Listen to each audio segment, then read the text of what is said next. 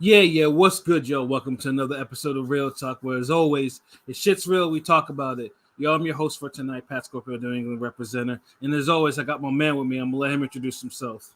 Hey, yo, what it do, God? Nope, not him. Not him. You already know who it is. Your boy King P, Bodega Box in the building.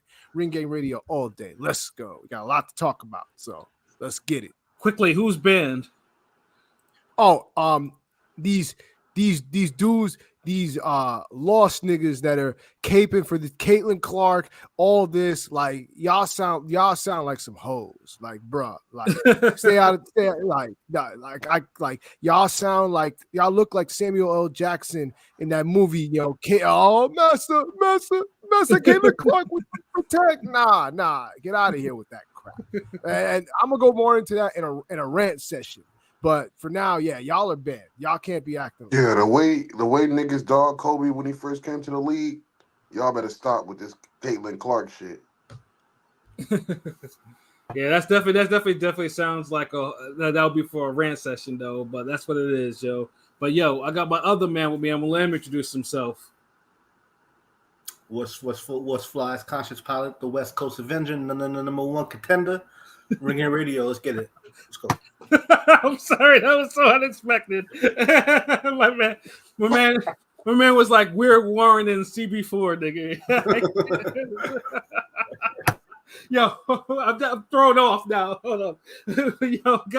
But my name Conscious Pilot, you stay elevated above the clouds, yo. But yo, I got my other man with me. I'm letting him introduce himself. Yo, what's good? It's Rome Top 5.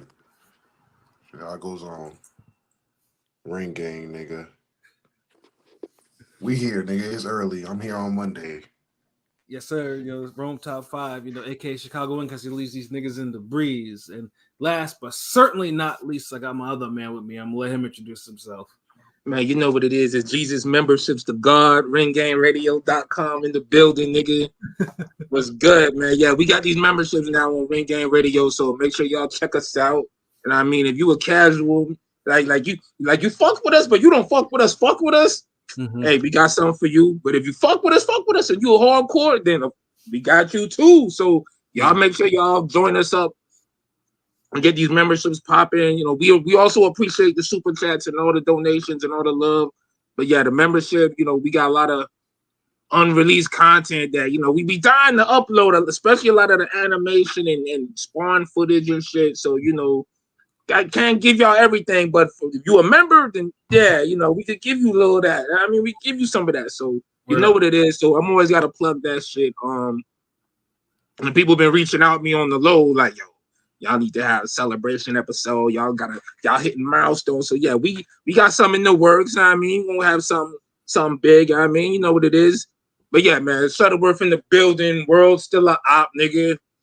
We about to get his Monday night ranting. Let's go. Yeah, you know what I'm saying? Because like I said, boxing is definitely boxing again this week. But before I know, everyone hold on, real quick, nigga. Is that a DJ Academics merch shirt, nigga? No, oh my no, goodness. nigga, get the fuck out of here. What the fuck? I'm like, yo, this nigga wearing Academics merch. I didn't even know that nigga had This merch. how I know you young. This how I know you young. You a young ass nigga. Academics is like so old. Like he took his name from this shit, really? Yeah, exactly. Yeah, like I ain't no fucking Academics. Like this nigga's a fan. He's part of the fan club. Hell, dog. Only thing we got in common is we came from the same message board. Yeah, pretty much. Probably, nigga.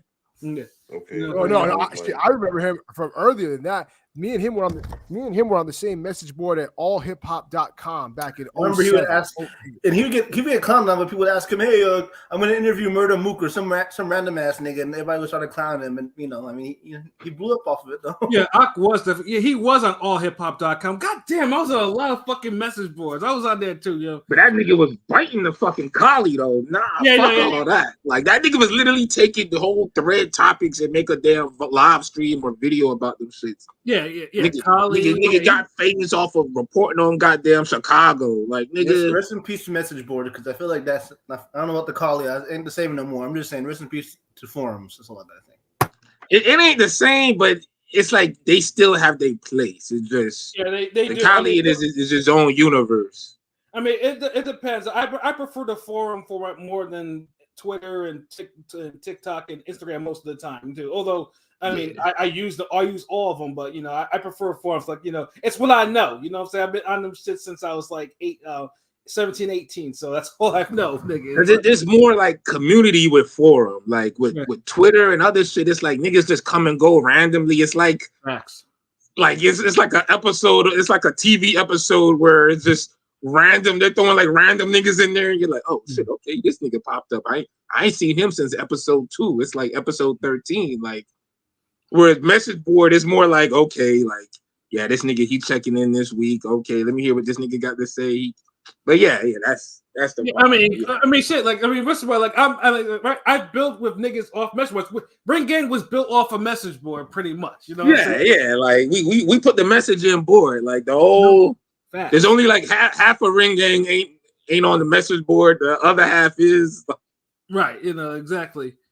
Actually, I think it's only it's Rome and no Clanarchy's on there. It's Rome and DZ. I think they are, and then in Pro. Those are the only Pro. Ones. Yeah, so that's like 3 out of 9. That's enough. Yeah, I know that ain't half, but that's almost. Yeah, so we're all off. Yeah, we're all off there, man. Because message boards, like like I said, though, there's some people like they build, and some people that just take. And that's what Ock did. You know what I'm saying? So yeah, that's that other shit. Fun thing is he's still on the message board. He still steals shit, but that's neither here. Yeah, of course. Yeah. I be wanting to be like teeth, man, teeth. Yeah.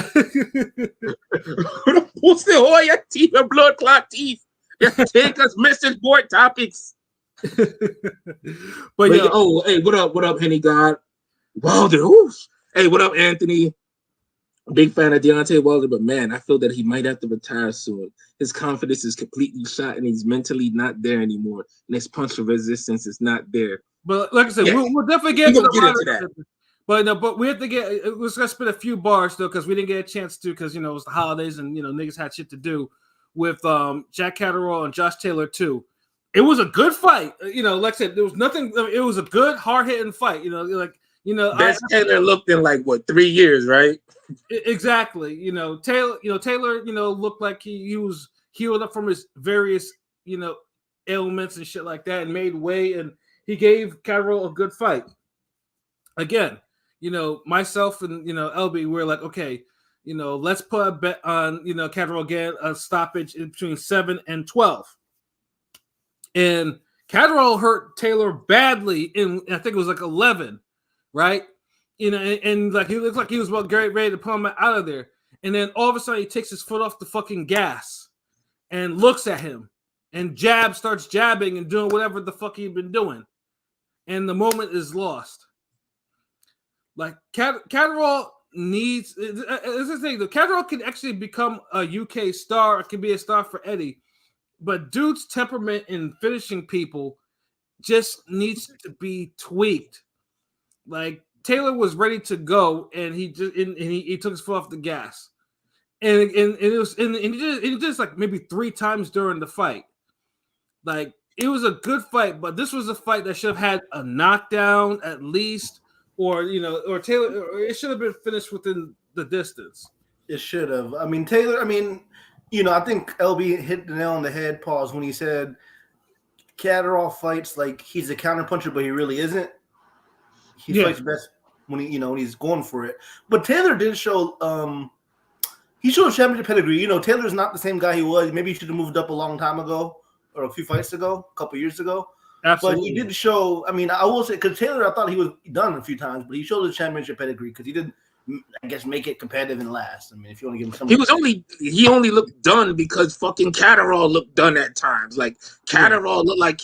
He would just do fuck all. What's his bullshit he was doing? He would do a shoulder roll, but don't even roll. He would just drop his arm down. And he just looked for a shot. To But dude, he's not really. And this is the thing. This is why I said he's one of those niggas he think he's a better counterpuncher than what he is. But you can't land the left when you're leaned over, crouched down like this. Facts. And then And Taylor, he made an adjustment. He just said, let me start throwing right hooks to him. He's right there. Let me step to him. Let me press to him. Like Right. Catterall gives up ground. So you can't counter like that if your left is deep in the holster. Right. And you positioned out of it. So yeah, and then when he finally starts leading, he's working and he lands and he connects, but it's like then he goes back into his bullshit. Like, and yeah, Anthony, you're right. A lot of people felt Josh lost the first fight against Jack, and I'm one of those people. Yeah, exactly. Like, it was a fight though, and yes, it was good at Catterall. Catterall did win the fight, but he didn't win the fight by them scores they announced. Like he didn't, and of course, fun thing is too is now Eddie Hearn's fuckery, as a promoter, motivated Bob Arum to get on the mic and cut a heel promo. We're never coming back to the UK again. Man, I say for a 92-year-old, he sounded very clear. Like I said, I've been around him in person. Usually, dude be in the fog, but dude was just sit there loud and clear. Like, enough of this bullshit. Like, we're never fighting in the UK again. Of course, they're gonna fight in the UK again. Turkey is gonna make sure that whoever is next, if he needs top-ranked fighters, he's gonna get them. You know what I mean? So of course they're gonna fight in the UK. It was no robbery. Jack Catterall won. It was a better fight. It was, but it's like it could have been it was a good fight that could have been a great fight. I felt like Josh was bringing the greatness to it. Yeah, but Jack Catterall was just on some like, I could do just enough, man. Yeah, minimum. Yeah. And it's like, bro, like nigga, like every time, like all your success came when you was leading. It got to the point he was going forward. Yeah, anytime he went forward, quick hands, sharp puncher, bro, it was working. But, like, and did Bob Arum's did his medications wear off? Because why did he say, "I'm not bringing no American fighter here"? And Josh said, "It's not even American." Like I said, he was clear. I mean, but he had Bobby forgetting things sometimes. Bobby thinking everyone in the top rank is U.S. So it's like, yeah, like where you gonna bring this motherfucker? He's gonna fight in the U.K. So yeah, Anthony, I agree. Like Jack does not have that mentality of a killer. Really, he prefers to win fights by points and let the judges decide his fate instead of leaving no doubt by knocking them out or beating down his opponent. This is a crazy thing. I agree with you, but if you remember the fight that he had after the damn first Josh Taylor fight, yeah, he was throwing hands in that fight. That cannon fodder Foot Clan's putty nigga was giving it to him. So I think he dropped him twice, or he was hurt twice. Yeah, it was a good beatdown. Like it was like it was a good beatdown, but it was a scrap because the dude was rough. But he actually tried to really put the dude away and land hard shots. But after that shit just disappeared. I'm like, what the fuck? The Linares fight, he don't even try. Josh Taylor fight, he tries a little more in increments. Like, I'm kind of like over dude. Now it's hard to really bet on him to like even if it's someone that he can probably KO, it's hard to bet now. Now he's like poison for a KO bet. Like he ruined it. Like I don't even want to bet on a fight of his period. Like now I'm hearing talking about the fight with Regis Prograis. Like I ain't gonna lie, bro. I fucks with Regis, but this just a bad style matchup fight. Like I felt like y'all could do better. Like both of y'all ain't really look good in y'all last fights. Y'all try to want to counterpunch too much when y'all got quick hands and power. Y'all just want to see them go at it, and these niggas ain't really. I don't know. I just don't like that fight. They had spurts on that, but it wasn't enough for it. You know what I'm saying? But of course, of course, it was notable because it was another W for Eddie, who had been on a hell of a streak of wins lately until Saturday. Until Saturday, which is a perfect segue into into the whole pay-per-view yesterday. A long pay-per-view, by the way, 6 fights starting at 2. Queensbury versus Matchroom 5-on-5. Get down to it, bro. You got the floor, nigga. Yeah, as of course we mentioned in the build-up, it seems like the promoters, Frank Warren and Eddie Hearn, it seemed like they were the targets, and then everyone else, their fighters were just the pawns in that shit. So, I mean, obviously, some people, I mean, even though and fun things too, it's like this got all the shoulder programming in the fucking world. Like, there was shoulder programming out the ass, which is by design. You notice, like, whenever it's something that has to lean on the promoter, like Eddie Hearn or Frank, they make sure these niggas do all the shoulder content. Like, how much we know these guys' stories now. Like, they literally had they had so much. Like, I swear to God, I've never seen Matchroom or Queensbury pump out that much content ever. They never do, but they'll do it for Eddie Hearn. For one build-up, I ain't seen nothing like that before. I swear to God. Yeah. And they're doing it wrong. Like, bro, why y'all can't have these niggas talk and do the shit on them, and then let Eddie Hearn get the last 30 seconds of the segment? Like, they don't need to be fucking so all over talking about this shit so much. Let the fighter, like, y'all had a whole team thing, and I don't feel I know anything about the team. I just know Eddie Hearn and Frank Warren. I mean, but the fun thing is too, Eddie, what happened like during that week is Eddie was front and center, especially obviously. I mean, Frank wasn't as front and center as Eddie was. Eddie was he wasn't. Yeah, Eddie was content. It was like every other day was content. He had the whole lineup. Where dude was talking for the 5 fighters in the back, which was hype. Okay, you could do that at the minimum. But you don't have to be in everyone's segment. Like the segments, I mean, when the fighters were talking, it was cool. Like the segment everyone else was doing. Like Hergovich in particular was talking cash shit in everywhere that he could, except the Matchroom promos. Mm-hmm. My boy Ammo was talking this shit, but yeah, it didn't work. Yeah, Ammo was just on some next shit. That's why I heard it feels that loss, because all the promo he did, you didn't win one fucking fight. Yeah, one fight in all that promo. Niggas just talking about he the promoter of the year. Who's out there promoting harder than Eddie? Man, if he was a boxer, he'd get dropped from the company. If he was a rapper with 5 dud singles, he'd get dropped from the label. Mm-hmm. So where's all that? Like, where's y'all at saying this nigga the best promoter? Frank Warren really got a better eye for talent? Like, but now, hold on, real quick. Now I'm seeing people. Oh no, Eddie didn't bring out his A team. Eddie didn't. Fuck out of here. Eddie didn't. That ain't his A team. Like number one, that's like what I'm hearing. Because now it's like, oh no, it wasn't about Eddie when it was all about Eddie. I'm like, okay, but he didn't bring out his A team. It was his backups. Hergovich. Okay, what the fuck ever, man. I mean, two of them were down with Eddie from day one. Nigga could have brought Mr. T and them niggas would have lost. Yeah. Fucking A team, like. Yeah, he'd have his A team. Like, get the fuck out of here. Yeah, like 3 of the fighters were down with niggas. Yeah, 3 of the fighters were down with Matchroom for day one. The other one signed to him, and he was a known fighter. And then Wilder was just the wild card into that shit. So yeah, basically, if you had to look on paper, they were the team. Like everyone was pretty much picking them to at least 3 of them to win their fights.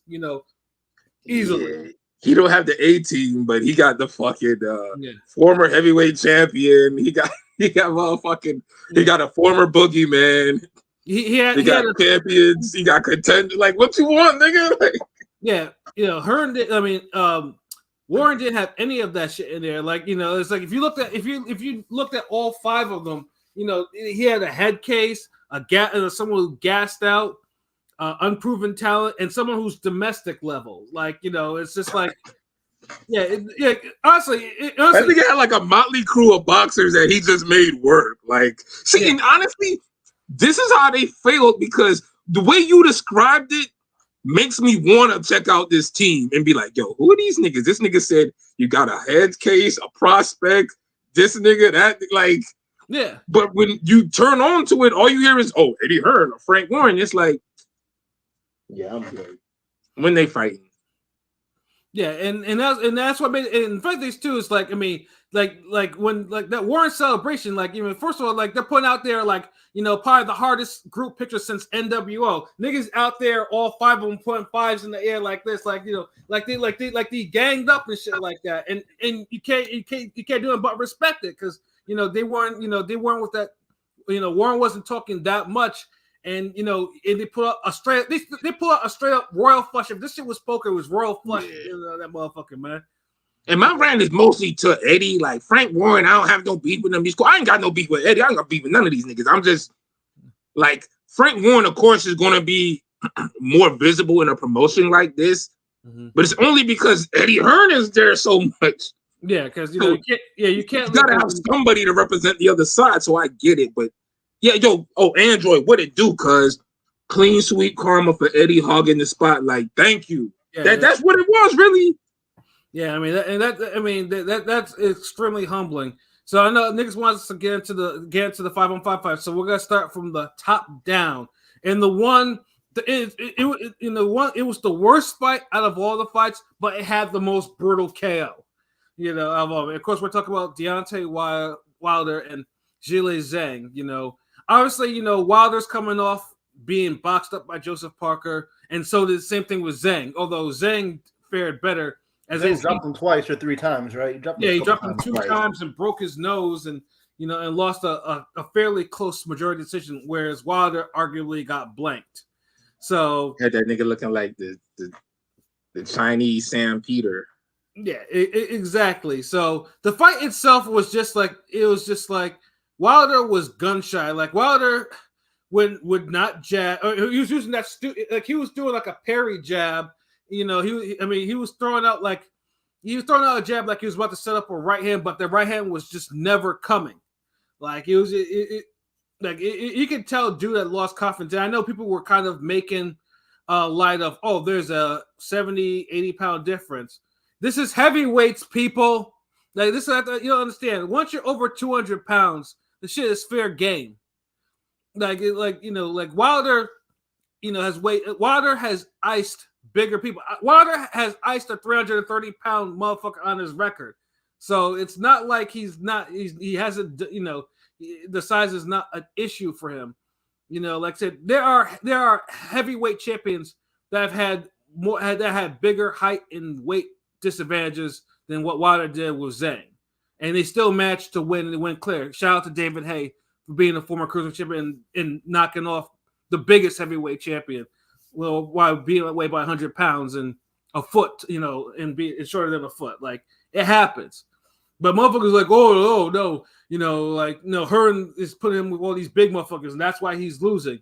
No, that's not why Deontay Wilder is losing, people. Tell him then, nigga. No, Deontay Wilder is losing is because Wilder is meeting its level. And this is like me and LB. We've talked about this over and over again. Like, I talked about it in multiple platforms. My own platform, my shit with Luke. What I did with Lukey, fucking Ringside Rave. I talked about Wilder shit. Like Wilder is someone that has always, his big right hand. Overachieved. He's overachieved. He overachieved with He's overachieved. And he was tough. What it is Fury gave everybody the recipe for beating him. No, Fury. I don't know about all that now. You don't know all that. Yeah, no. Because Fury beat him like 3 different ways. You give a nigga 3 different recipes. It is past. I mean, yeah, he's leveled up as far as he exposed him. Fury really exposed him. No, Wilder was exposed way before Fury. He was exposed before that, but it's like I felt like Fury, like I think Roman's right, but it was like another level of exposure. It was one that was like, oh wow, like because the Spilka, and all the other niggas couldn't expose them to that extent. Niggas was still scared of Wilder until he lost to Fury the second time. I mean, Ortiz, the first Ortiz fight, bro, Wilder got a long ass, he got some time, what I'm saying? He got a lot of niggas is not scared of him no more. That's what his luster was. Niggas was scared to get hit by him. Also, he's old, lost reflexes, got money, and now he's loving it. It's kind of fucked up. Now he's fighting his best competition, and he's clearly not, I'm not saying he was ever going to beat these guys, but he's clearly past it. You know what I'm saying? Yeah, and this is the thing. Yeah, but whose fault is that you fight your best competition when you're past it, or after you start getting your ass whooped, or after you're exposed? Like, that's why he was supposed to build himself up to this point, not build it in reverse. You don't start playing the video game on the last level against Dr. Robotnik, and then you go backwards to the first level. What the fuck? Yeah, you're like, go back to Robotnik to this fucking Spring Hill zone. Like, no. That nigga literally just went backwards. Like, yeah, and that's the and this is where Wilder was. Like, I used to call it out. I called it for years. It's like, yo, like, because I mean, obviously Wilder he got the bronze medal in the Olympics, but Golden Boy knew that he was still untapped. Oscar used to bury him deep on the Golden Boy cards. Shout, I mean, I know me and Albie used to watch it, like, because dude was very crude and unpolished, even for a bronze medalist. So it's like, Golden Boy was trying to make sure to build him up, and obviously, he had, one of the greatest amateurs of all time, as his trainer, actually, because like I said, all the good from Deontay Wilder came from him, like, in which, of course, just look, just to explain it real quick. Just being in the same room with certain people already make you a better person. That's how Breland is to certain niggas like Wilder. Exactly. If somebody with immense boxing skills just be around you, 2% is going to rub off on you at least. Right. And Mark Breland is probably one of the greatest amateurs boxers that America has ever produced. Like, so it's like, yeah, pretty much the foundation of what you see for what Wilder he built on, all came from Breland. It wasn't from JD's. It wasn't from anyone else. It was from Mark Breland, because Mark Breland understood that this dude had power and would basically, based his whole offense around it and try to smooth some of the wrinkles. But there's something like that was always. But then even with that, you still need to get tested, and this is where Wilder, this is why Wilder's resume gets. And he also didn't absorb as much as he could have. That's another thing too. Yeah, I feel like the minute, speaking of Breland, the minute because you can, that visual of him, like, we didn't see it happen, but we hear it. Breland trying to get inside the locker room, crying, getting locked out because he tried to save that man. You know what I'm saying? That was a downfall of Wilder. I feel like. Yeah, how he did Breland. Like, I mean, even if you want to spin like Wilder's a good guy and whatnot, that's the one thing from Wilder that's unacceptable. That was some true fuck shit. What he did to Breland, for real. Yeah. And now he getting that. He getting his comeuppance. The boxing karma is fucking real, my nigga. You don't play with that shit. You don't play with fucking karma, yo. You just don't, my nigga. Yeah, and Breland, and further things too, is Breland even said too, like, once I was gone, he said that, that's gonna be the end of him. Like, Wilder has only won one of his last 5 fights. And that's this crazy. Is a guy that has 10 title defenses. Yeah. Malik Scott too busy porking chunky chicks on OnlyFans. Malik Scott turned Wilder into Malik Scott. Hate to see it. Yeah, and it's sad to see, because Wilder is somebody that needed tough love. If he's gonna get rid of, I'm gonna be honest, dude. He ain't got the mentality for tough love, bro. Yeah, he don't. Remember, this is a guy. Dude, you have Mark Breland in your gym. When do you have fucking time to twerk and goof around when you're training to that extent where there's multiple videos of you on the internet of you goofing off while training and this nigga's in the gym? Yeah. And further too, it's like niggas, and the further too is like every single time I called some of this shit out, especially during this title run, niggas, niggas used to say, you used to get on the whole, black, you're not staying on code. Coon, this, there's a whole bunch of words, nigga. Like, we were right, nigga, and y'all can suck my dick. Yeah, niggas used to go into me. Like, I used to have to threaten niggas, like, yo, you don't know me like this, I will beat the fuck out of you in real life. It's like, you understand, dude? Imagine a nigga disrespecting us over some boxing shit where we know we could crack these niggas' fucking faces, yo. Like, yeah, like, that's why I can't even talk boxing with everybody, nigga. Like, real shit. Yeah, I'm like, look at your eyes. I mean, because I was calling Wilder shit out from the Eric Molina fight. I'm like, look how he's fighting. He's not. This is like, he shouldn't be having these little flaws. Sabilka shouldn't be outboxing him. Gerald Washington shouldn't be outboxing him. Like, these are, and this is a whole heavyweight champion. Like, it's just like, and he shouldn't be rescuing himself over and over again with right hands. Like, this is not. And then y'all got the nerve to say, who did Mike Tyson fight? He got more defenses than Mike Tyson. He beat Tyson.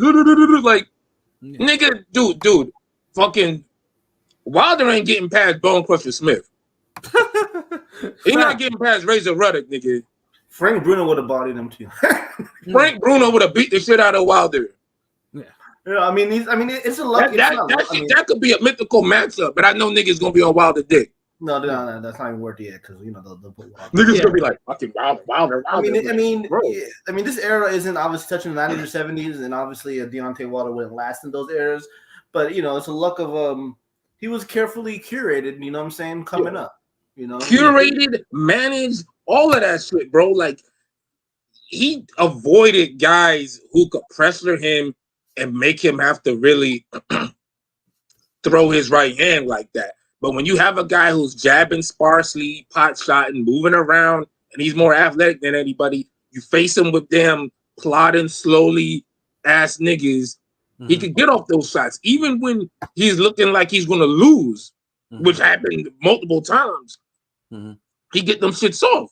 He was good at that shot with that landing that punch. But this is the thing with Wilder, and that like people was going crazy at Ryan. I don't care who you are. Your power is relative to who you're facing. Because better people find a way to avoid or deal with it or take your weapons.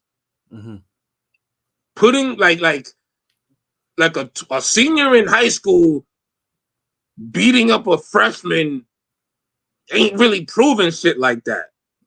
Facts.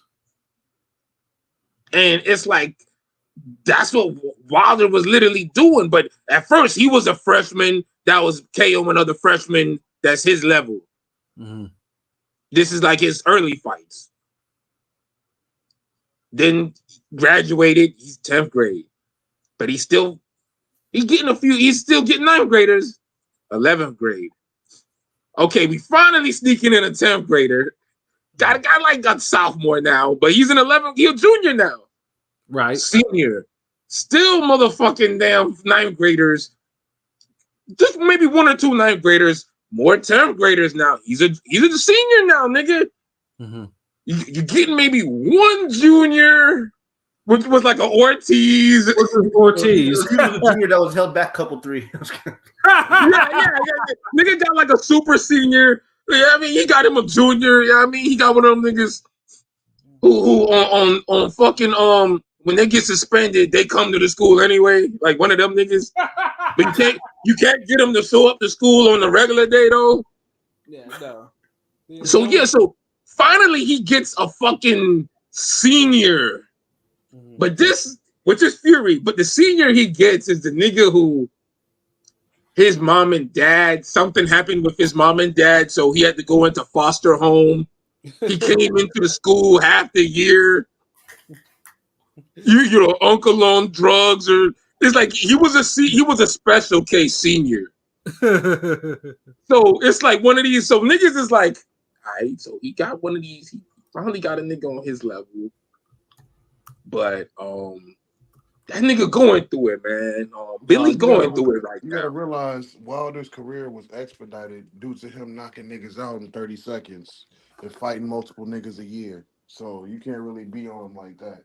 Nah, dude, there was expediting to find another lame nigga for him to knock out. He really had nothing they didn't want him to grow really because they just seen him knocking niggas out, and that's all they thought he was good for. They didn't think he could expand.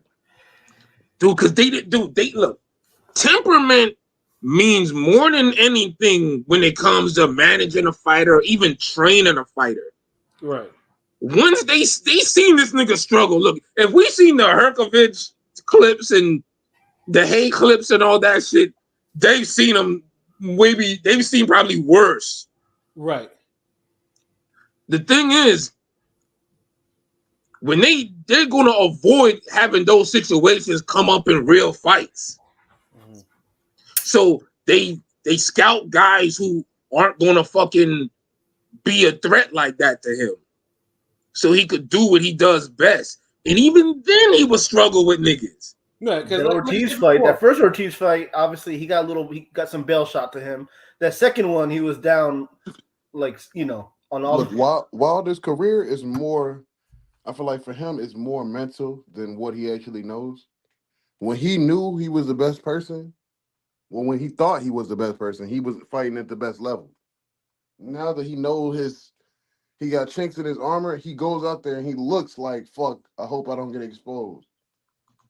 Yeah, That's I how mean, Yeah, he don't that's believe how in he's himself. looking. Like he The nigga's honestly, I cutting. felt He's like he cutting found a too. way out.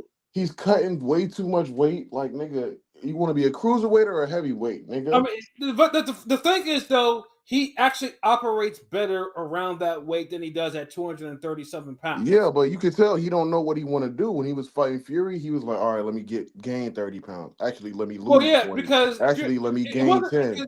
for Fury. It was never Yeah, just he was up and down. Like he didn't know what the fuck he was doing. yeah. The thing for Wilder could not comprehend is it wasn't just. I mean, it wasn't the physical thing. It was just he just didn't know how to box Fury, and Fury boxed him up in the first fight.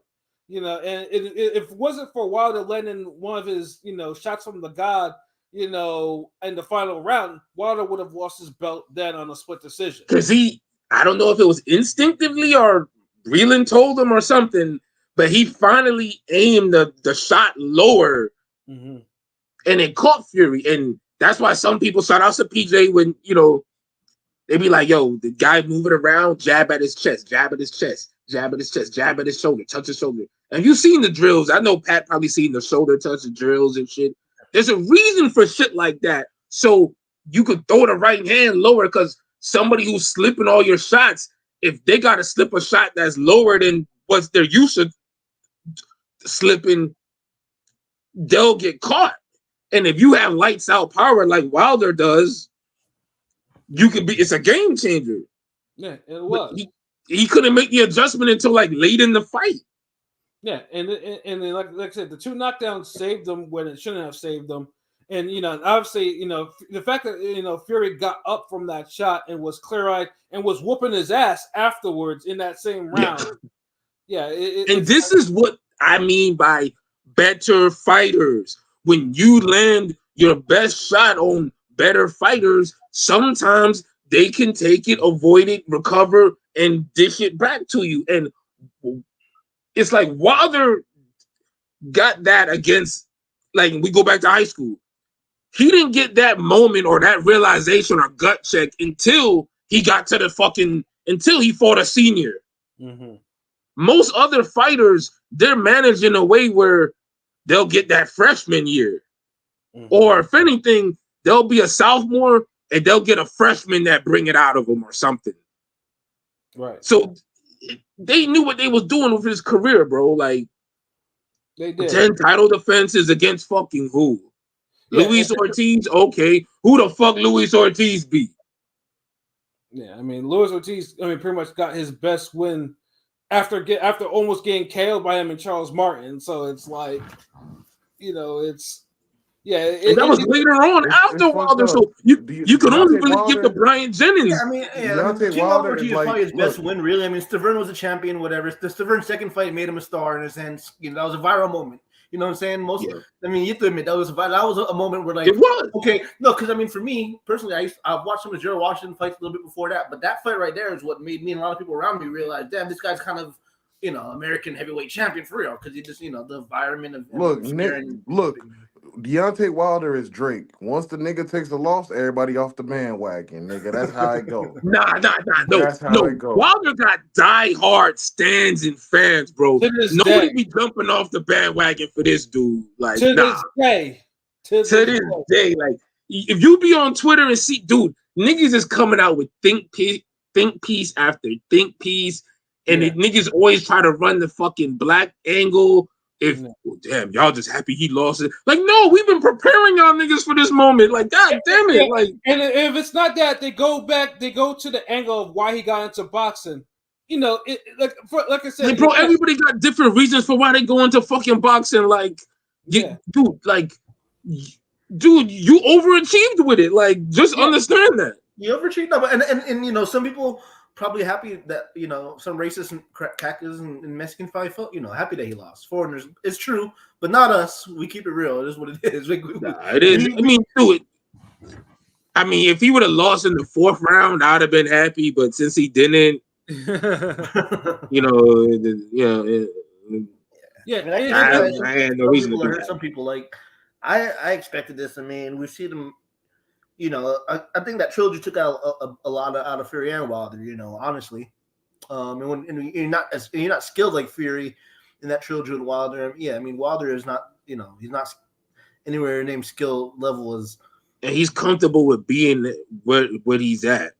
Yeah, like that's all. That's Wilder's temperament is being comfortable, and that's why he's not growing, and he never grown in his career. Like and comfortable. The third fight, he kind of, but I feel like she got shell shocked after those Fury fights because even the Helenius fight, that's his sparring partner, or whatever. But I mean, just the Parker fight, like so, I kind of missed a little bit of the Zhang fight. Was he using the jab to try to get it, or it just wasn't? No, he was pawing his jab. He wasn't pawing it. He used to use jab with a purpose, man. You know what I'm saying? He used to jab with a purpose, it seemed like back in the day. Well, that's why he needed to be focused on the jab. They got this nigga doing dumbass spin drills for no fucking reason. Like, there was a reason. There was a reason. Yeah, like this, you're not playing basketball. You're not doing ballet, nigga. You don't need to be spinning in boxing, nigga. Like he spun the fight. He spun and got and the thing is, the shot Zhang hit him with wasn't even Zhang's like best shot or no. Like, that's what I was like a grazing shot, dude. What the fuck? No, it hit him like it hit him clean right on the nose and shit. Like it hit the first shot was one of those damn nervous system shots. It looked grazing, but when you get your eyes and nose hit like that real fast by something heavy, it fucks up your damn your equal, not necessarily equilibrium, but it just fucks you up. Your whereabouts, like it just fucks you up. Like he definitely said something to the ref, like he didn't know where he was at right there, huh? When he was saying something to the nose, like the dude, that was a delicate shot. He whiffed it. If you would have caught him clean, he would have been out. But then.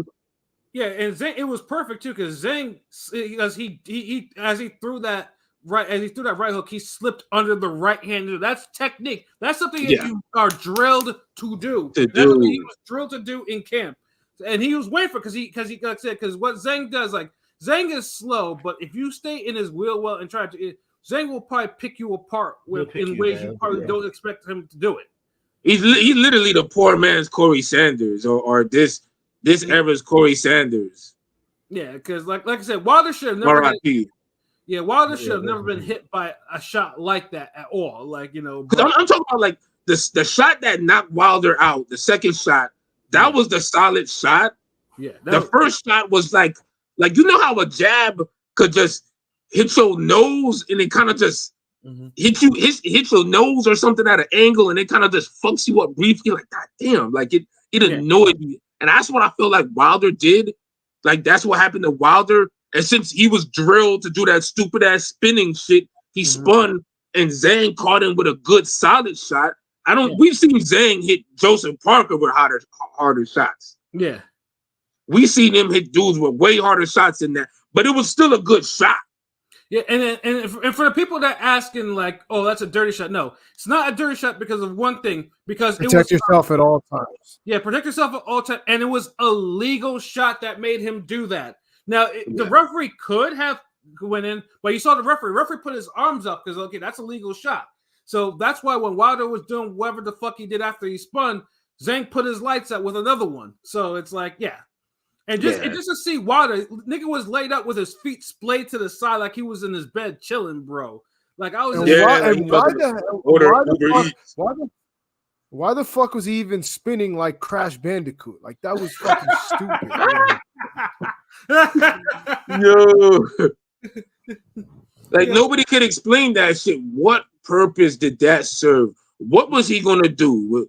Was he gonna try to get a rebound or? Yeah, dunk, a fast break. Like, I'm not gonna lie. First day of boxing, the first thing you said, nigga, was don't turn your back, nigga, which is clearly obvious because if you turn your back, you can't see the punches coming on the other side. Yeah, it's common sense. Or you're telling the ref you want out of the fight, but the referee was like, he basically got hit and started running to the corner, and then looked at the ref, and then Zhang was like, "Let me chase this bitch ass nigga down." I don't know if it was similar to the jab judo. I don't know if it was similar to. I don't know if it was similar to when Costa Zoo. Like the funny, like if you watch that knockout, the funniest shit is when Wilder turns around and then Zhang just like does a little walk over and just knock the nigga out. It's just like he literally just like takes 3 steps, like, "Oh, you running, nigga?"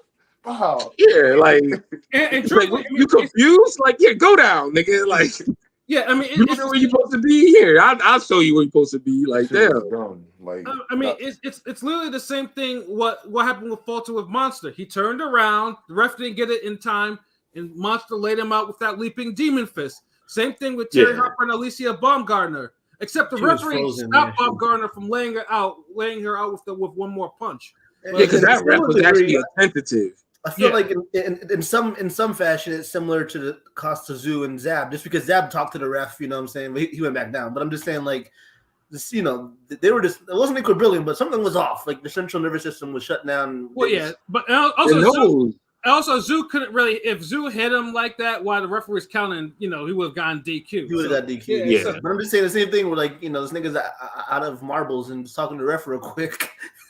Yeah. Because Wilder was low key like trying to get out of the fight. He was confused, like, and then remember his punch resistance went down too.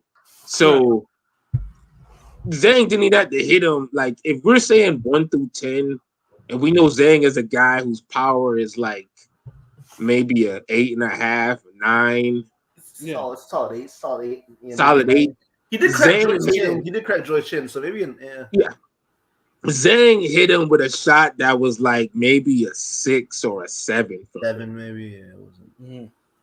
Just like Wilder didn't hit Hellenius with his 10. He hit Hellenius with like a 6 or 5. Right. And it had him in Valhalla, you know, on the yeah. So it was like, so you know, like, you watch enough boxing, you know when niggas is damn like throwing hard shots or landing hard shots, and like, yeah. So Wilder's done. Like, you can get the 2 polls out the way because they pertain to this fight, and then we could move on or say whatever else. Yeah, like, I mean, like I said, I mean, just before we get to the polls, like, I mean, Wilder brought back excitement to U.S. heavyweight boxing when, you know, when heavyweight division needed a little bit. But Wilder overachieved in his career. But Wilder was never supposed to be part of any all-time great Hall of Fame conversations. Even now, his legacy took a hit. He's not. He cannot be in the Hall of Fame. He's not. Look, heavyweight. Look, if he would have just took his loss with Fury and bowed out gracefully, he'll be fine. But it's like every loss is damaging his legacy, and it's showing everybody. It's showing everybody why this nigga shouldn't have 20 wins, let alone 40. Yeah, I mean, if y'all recall the Parker, you know, after the Parker fight, it's not this nigga got, you know, I ain't trying to joke around. Nigga, he got some CTE and he should be retired. You know what I'm saying? I don't know if y'all remember. He seemed at peace. But the money keeps calling. Like, he might fight again. Like, come on, bro. Yeah, I mean, because let's put it this way, because I mean, he's fighting again. Yeah, because the Saudis. It's like, you shouldn't be. He shouldn't be fighting again. Yeah, the Saudis are. Like, who can he beat worthwhile that we would give a damn? Yeah, like the Saudis could even beat Derek Chisora now. Like, I feel like a nigga like Jai Opetaia would come up and just knock him out. I'm just like, he's damaged goods and he wasn't, you know, that great. Oh my god, you want this man highlighted even more? I'm just saying, no, but that's a cruiserweight. So I'm saying, put him in there. Any heavyweight we talk about, again. you know what I'm saying? No, if he's gonna fight again, put him in there with Ngannou. I'm trying to see something. Yeah, I mean, honestly, I think he's right. That's the best option. Like, it'll make money. Both of you guys coming off knockouts brutally. Y'all got a name. Niggas was saying one of y'all was better than the other because y'all performed better against somebody that y'all both fought. Right. It has legs. Real talk, the fight's dangerous, but it's dangerous for a good reason, but wrong reasons. Right. Because honestly, that's the only fight that's safe enough for Wilder to take. Like honestly, like, if y'all gonna have this nigga continue to fight, let it be Ngannou, because like, niggas know that, like, even punchers are gonna go at him. I mean, even non-punchers are gonna go at Wilder. Yeah. I mean, even Ngannou pieced up Fury. Why would we want to see him piece up Wilder too? So because Joshua pieced the fuck up out of them Ngannou early, but Joshua will beat the fuck up out of Wilder too. Well, yeah, he would. But I mean, that's why that never happened. But that's the fight we missed at his apex. Like 5-6 years ago, that was the fight to fucking make. That was at his apex, Yeah. and at his... Yeah, now that'd be like scheduling a funeral. And now that fight's history, honestly, there shouldn't be really no more talks about Joshua Wilder right now because Joshua's been able to rebuild and get his confidence back. No, he got his swagger back. Yeah, I mean, Okay, let me ask you this. On the mic, if Wilder on the microphone and shit, he got it back, grabbing the mic, talking and shit. If Wilder was to, say hypothetically, say Wilder go ahead and fights Ngannou, and they do this fight in December, hypothetically, if he was to knock out Ngannou in like 3 rounds, or no, 2 rounds, Wilder Brazil's this nigga, would you be okay with them saying, fuck it, let's make the Joshua fight right now? I mean, if it depends. Honestly, I wouldn't care, but I wouldn't be excited for it at this point either. So, like, all right, whatever. Yeah, that's even after he knocks out Ngannou. I mean, honestly, that's what people expect. It's only after he knocks out Ngannou. Like, if he loses to him, fuck no. Yeah, no. If he should stop fighting. Like, so you rather him retire, knock out Ngannou, and just retire and say, hey, the Joshua fight was never meant to be. Yeah, because Tyson Fury barely eked out a split decision, and Tyson Fury's reputation took a hit from the Ngannou fight. So if Wilder lost to Ngannou, yeah, like he would be on. You can't beat a nigga with 3 fights. God damn me. I mean, Turkey. It sounds like Turkey. He owes some Turkey some money or something because Turkey's like, I want to make the Joshua Wilder fight even before. Remember he was saying that? Yeah, if y'all heard him getting interviewed. Turkey. Nigga sounded like King P. Like we must make this fight. Like, yeah, Turkey must have more belief, but I'm pretty sure Turkey can't. He understands like you can't have niggas getting beaten up like he's been beaten up, and he's not. There's no. Like no one's gonna watch Wilder get beaten up if that's maybe Wilder is a co-main, but I just hope he retires. He's made enough money. He's got a beautiful family. Co-main? Who could he fight that deserved where he would deserve a co-main? Him versus Ngannou would be a co-main if it was like Joshua. Nah, that's a main event if you're gonna do that. That's a main event. The co-main got to be spectacular. So if the main event is trash, then at least you can still talk about the rest of the card. Fair. Yeah, but the polls though for because I know they were very Wilder influenced. Which one? Which poll are we doing first? Pause. The Wilder retire. I got the Wilder retire one. So should be on to retire. Go ahead. Yeah, yes, no, or it depends. And we got 47 votes so far, and 89% said yes, retire. 9% said it depends, and 2% said no. So, yeah. Who's that 2%? Like his team? Like, yeah, that's just crazy because people have to understand too. Wilder is gonna be Wilder turns 39 this year. Even for heavyweights, it's that that's still. A few years ago, he said he's gonna be till 40, but I think he was hatching his eggs a little too much because it seems to be that ain't making it to 40, dog. Yeah. Wilder should. Wilder is overachieved. He's made like 9 figures in the sport. Like he has kids. He has like 7, 8 kids. Like he's got a beautiful wife. He's got a beautiful wife and all that. You know what I'm saying? Nah, don't say that when he's still smashing his brother's girls and shit. I don't think he has a wife anymore. But that's just that's. What is she there? Just from things I've seen on IGs. Oh, damn! It happens. So that brother shit really hit hard then. That shit is true. Every bit of it. Yeah, it was true, but I didn't know it because remember, like he had the video. He in the car with Shorty, and and it seemed like it was cool. Like no, that was a different Shorty. Oh, that was a different Shorty. That sounds like some straight up New Jack City shit. God damn. Damn, it looked like her. Damn. So, but I'm saying that's like straight up how Nino Brown did G Money. That's fucked up. Yeah, that was. But Deontay's brother should know. Like you're bringing chicks around a rich nigga who can knock somebody out with one shot and is a heavyweight in the world. What the fuck? God damn! If your brother has to think like that, around you with his chicks, that's sad, man. It's not really your brother, man. It is, your brother. though. That's not really your brother. That's not even really your brother, my That's not really nigga, brother. because like It's Like- Dirty Mackin at its most foul. that's horrible. Like, and we talking about like your wife, your girl. Like, if you can't bring your wife or your main girl around your brother, Yeah. nigga, like I don't know. That must be the fight to make, nigga. Shit. No, I saw his brother get knocked out. Maybe he would knock out his brother. At this point, they could get a double knockout. Like both these niggas will knock each other out. Like, and y'all talking about cruiserweights could beat up Wilder. Shit. And I always said too, like if Wilder didn't have the right hand, he would be his brother, who stinks. Like his brother is. And look what happens when you strategically take away Wilder's right hand. Yeah. He's literally his brother level. So Yeah. I mean, Deontay Wilder, he overachieved. I voted yes, he should retire, but it sounds like he's not going to. But he overachieved.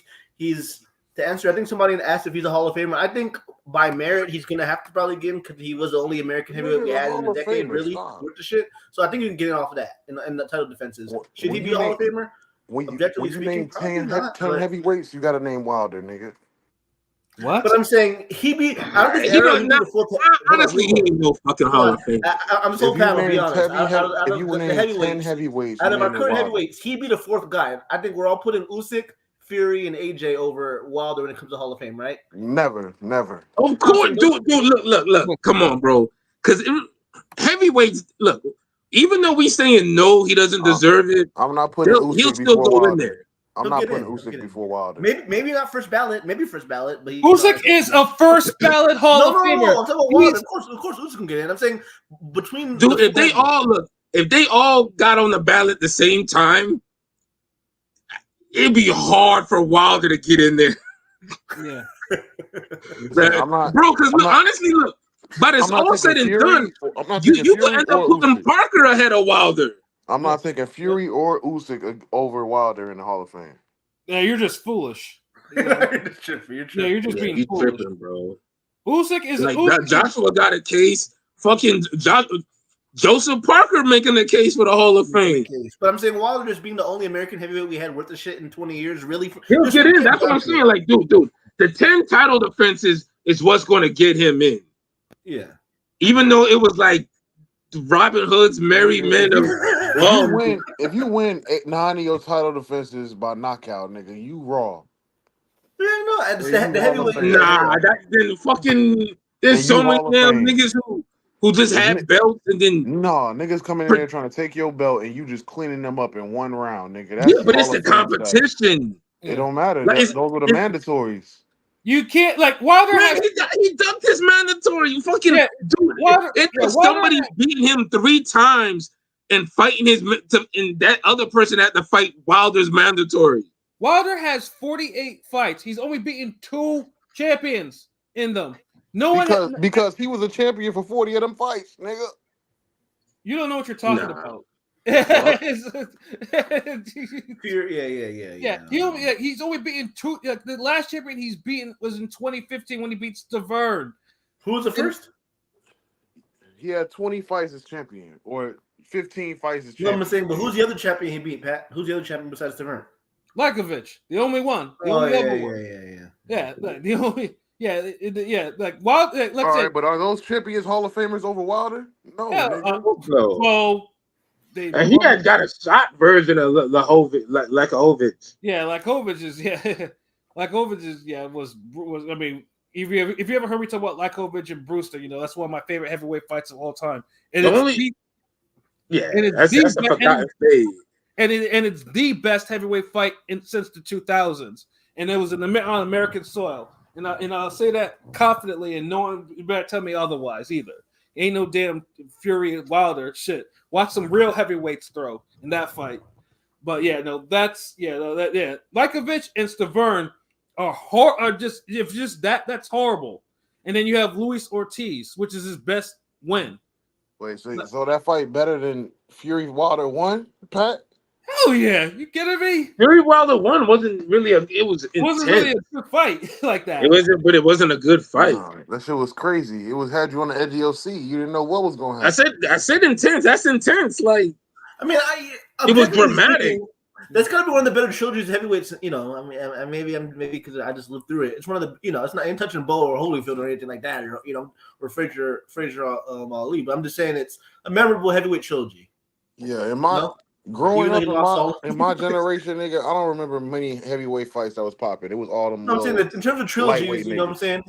I mean, Bo, Holyfield, Frazier Ali. I'm not saying it's up there, but it is a memorable heavyweight trilogy. When I was growing up, it was middleweight and welterweight was taking over the whole shit. Nobody really cared about heavyweights like that.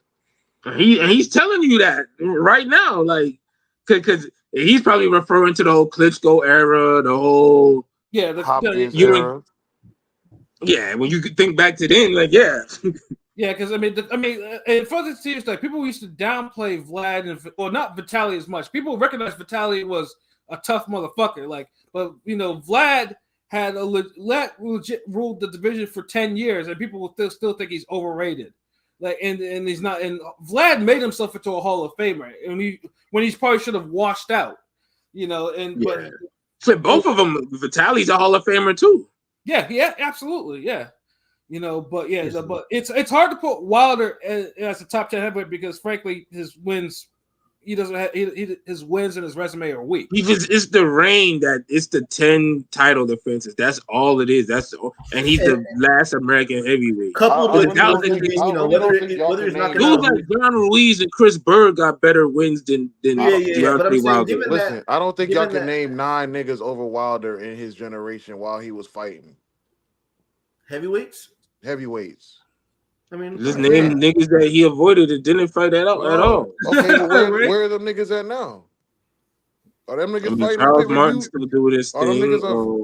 Are them niggas fighting on hitting cards on the zone, nigga? Dillian White's still doing his thing. Dillian White probably has better wins than Wilder does. That's what I'm saying. So when you put that in perspective, it's like it's hard to just be throwing Wilder up there like that. I mean, hell, Robert Helenius has more better wins than Wilder. He's beaten 3 heavyweight champions. So it's like it's really like that's how bad. It's like niggas want us to jump out the window and just break like bare minimum standards for Wilder. Like I don't get that shit. Yeah. Hey, hold on, wait. Anthony, I see you, cuz. Oh, hold on, slow up. Hey, Rob, what it do, cuz? Salute, Rob. Yeah, I voted yes, bro. It's time to hang it up. But yeah, Anthony, let me get to your question. That's an honest question I want you guys to answer. Can you blame guys like Wilder, Fury, AJ, Vitaly, and Vladimir because their division wasn't deep with top level? No, all these motherfuckers had deep divisions. It's who you fight. Yeah. Wilder could have most definitely fought better competition. Yeah, he definitely could, but he did not. Like, I mean, the only thing I don't give him grief about is the Povetkin, because Povetkin kind of, you know, he did what he did, and Povetkin fucked that up himself, and you know. But the thing is, if that fight would have happened, we would have got to this point in Wilder's career a lot sooner. Right, yeah, because Povetkin is someone Povetkin you can't sleep on, because as you saw what he did, you know, we do later on to Dillian White and all that. So a gold medalist versus a bronze medalist. But what can he do? What can Wilder do to make y'all be like, you know what? We was wrong. It's too late. Nothing, bro. Too late is nothing. We was wrong. He's the greatest heavyweight fighter I've ever seen. Let's put it this way. I mean, I've been on 4 platforms talking about Wilder since like the early 2010s about Wilder's flaws. Like I remember too. Like here's another little throwback to it. There was a fighter back in the day that had a Wilder-like record. His name was Farouk Salim. He was like 38-0. And he used to be on the Boxing like forums, like, you know, like who's this 38? Okay, he was like 6'8", you know, and you know, he had power, he had 32 knockouts, but he was just fighting the journeyman and the jobbers and shit like that. Niggas in the parking lot. Basically. until finally one day, I think he fought like a 3-4-1 journeyman who knocked him out in 4 rounds, who was like 6'1", 202 pounds. So it's like, and that's when Wilder names started ringing. It was the same thing. Wilder's competition was just on that level. It was just a whole bunch of that shit. So that's why my first time even seeing Wilder was a Severn fight. And they were like, oh, he's trying to take this guy's belt. This guy's been champion. Blah, blah, blah, blah. I'm like, okay, let me see. This nigga go in there and just destroy the man. I mean, he didn't do that in Oh, you saw the rematch. That's the second fight. That's the second fight. First fight, Severn actually gave him a go. Yeah. Severn was the first person to last a distance with him. So it was like, but and that was ironic. That might have been one of Severn's better showings. So it's like, but yeah, no, Wilder definitely was for Wilder. Yeah, I mean that's what Wilder's best performance as a boxer was in that fight. He came there and showed up, and niggas like, oh, damn, he just came in there and took the belt from them. And this is the thing. It's not like he did anything special. He did some day one. No, he really did the same shit he always do in there. He just go in there, just spam the right hand, just. But see, he set up the right hand. Look, see, this is the thing. Wilder wasn't afraid to throw the right hand against Severn. Like, he was setting it up with the jab, but it got to a point where Wilder got lazy and he just really just wanted to just move around and be Keith Thurman and run guys into the right hand. Or is it just me, or was Wilder always fighting people smaller than him? Or not? That too. Yeah, that too. He fought a lot of guys smaller than him. Every all of his old fights, you would see him towering over dudes, and he'll just dudes look scared as fuck. Just dudes are out of shape looking. I mean, yeah.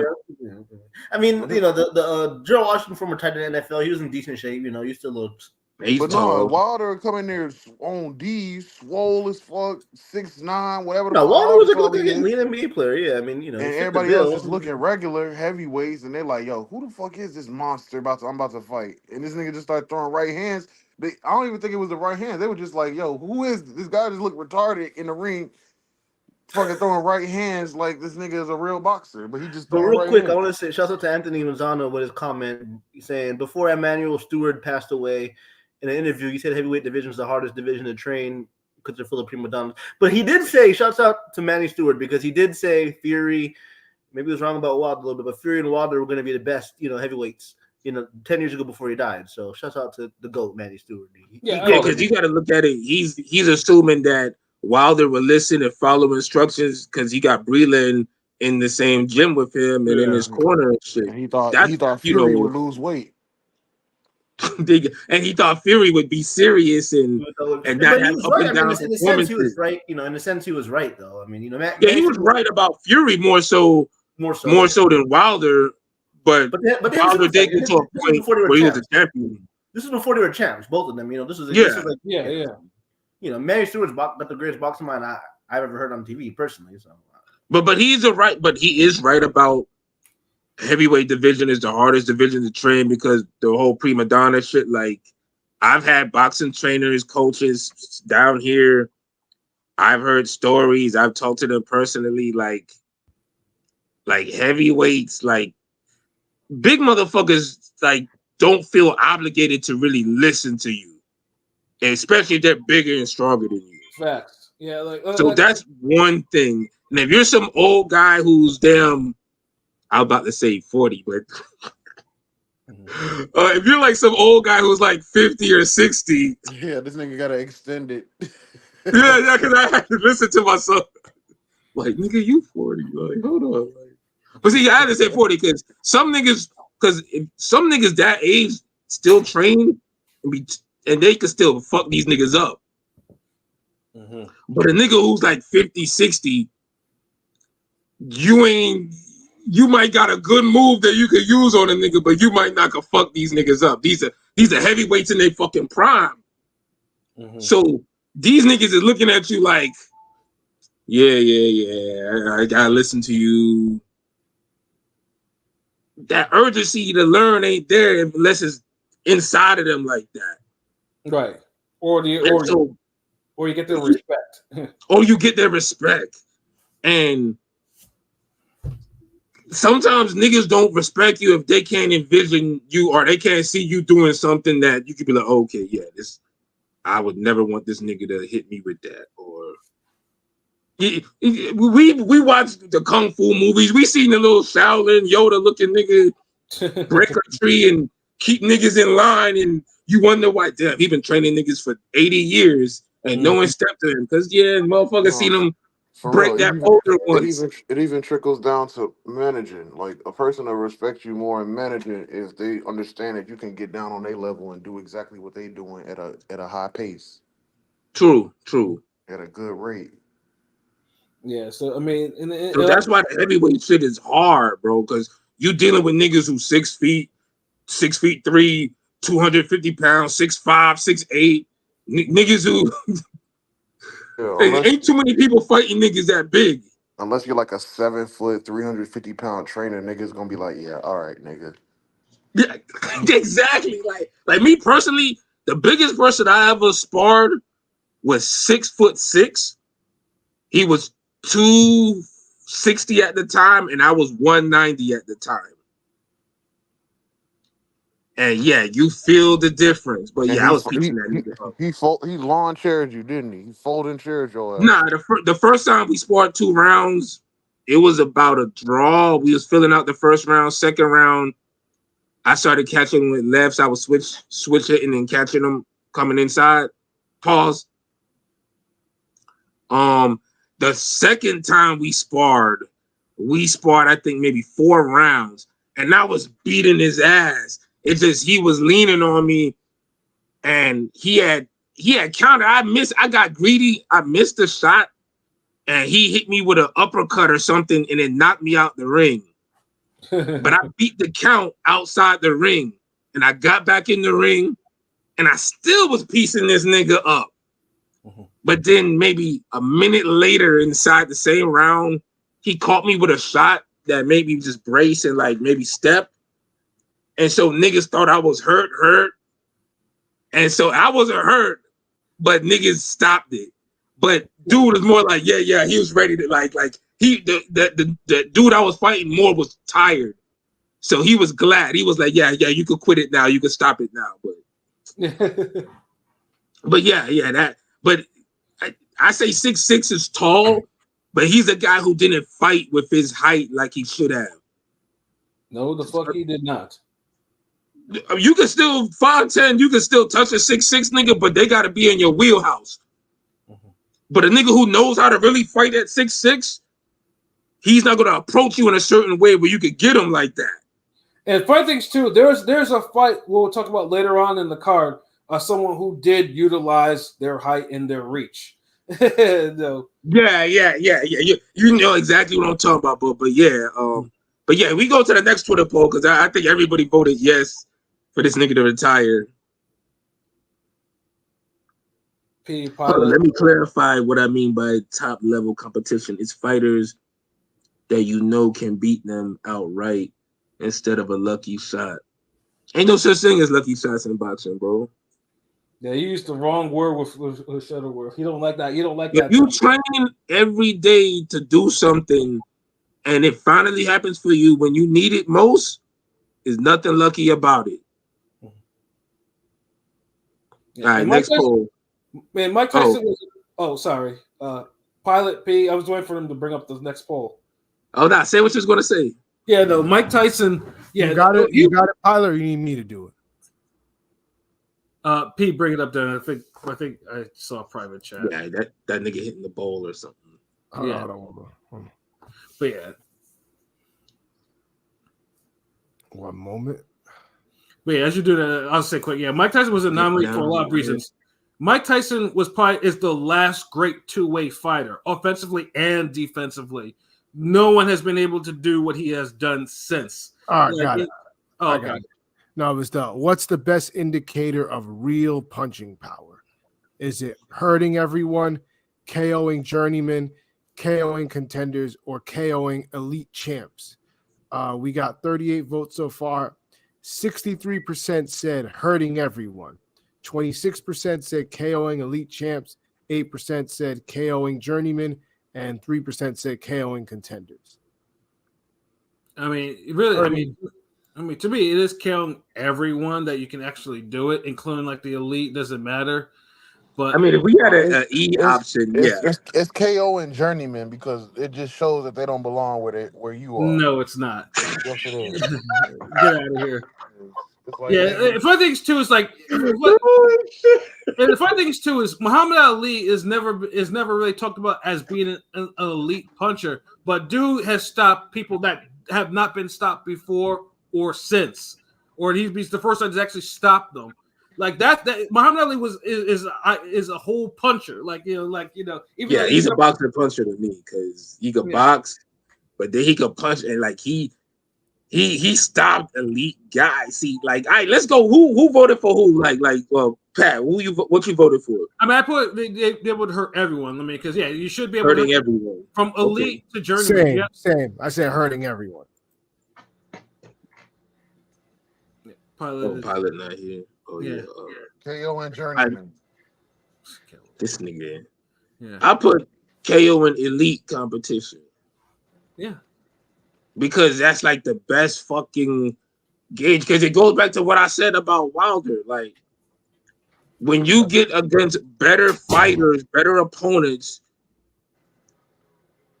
they could offer something back that makes it more difficult for you to stop them.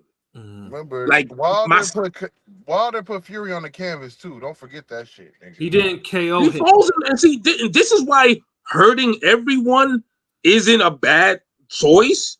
It would have been my second choice, but hurting everyone don't mean shit.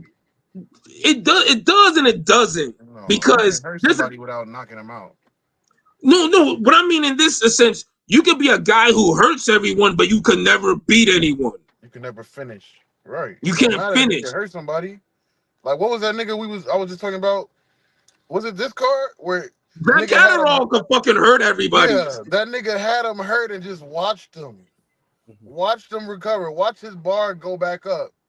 Yeah, and a part of me don't even want to consider him a puncher, but he is. Nigga, finish the fight. The nigga's about to fall down. He's just looking at him like, come on, get yourself together. Come on. Terrell Gaucher, I'm saying it right. Terrell Gaucher. Yeah. Gaucher. Terrell Gaucher, another one of those guys who hurts everyone. But when does he hurt it? When it counts and he makes it happen? Like, yeah, that's the point. Yeah, that's the thing. There's levels of punchers. Like, yeah, you've got Kelly Pavlik. Ugh. I personally despise Kelly Pavlik. I never liked that guy at all. Kelly Pavlik could punch though. No, I'm not saying that he couldn't. Yeah. Because most of the time, the guy who could stop the elite guys, and there's anomalies. Most often, the guys who could stop the elite guys or the top guys, they always end up stopping everyone else too, for the most part. And that's where Foreman. That's where Foreman. What Foreman is that type of person. That was what George Foreman was. Yeah, and I've been hearing people trying to compare, the skills of Foreman. No, Foreman had actual skills. Did I have to compare? Foreman had fundamentals out his ass. Like, but it's not only that, it's ring IQ too. Yeah. Should we get to the poll? I mean, did we bring that poll up or no?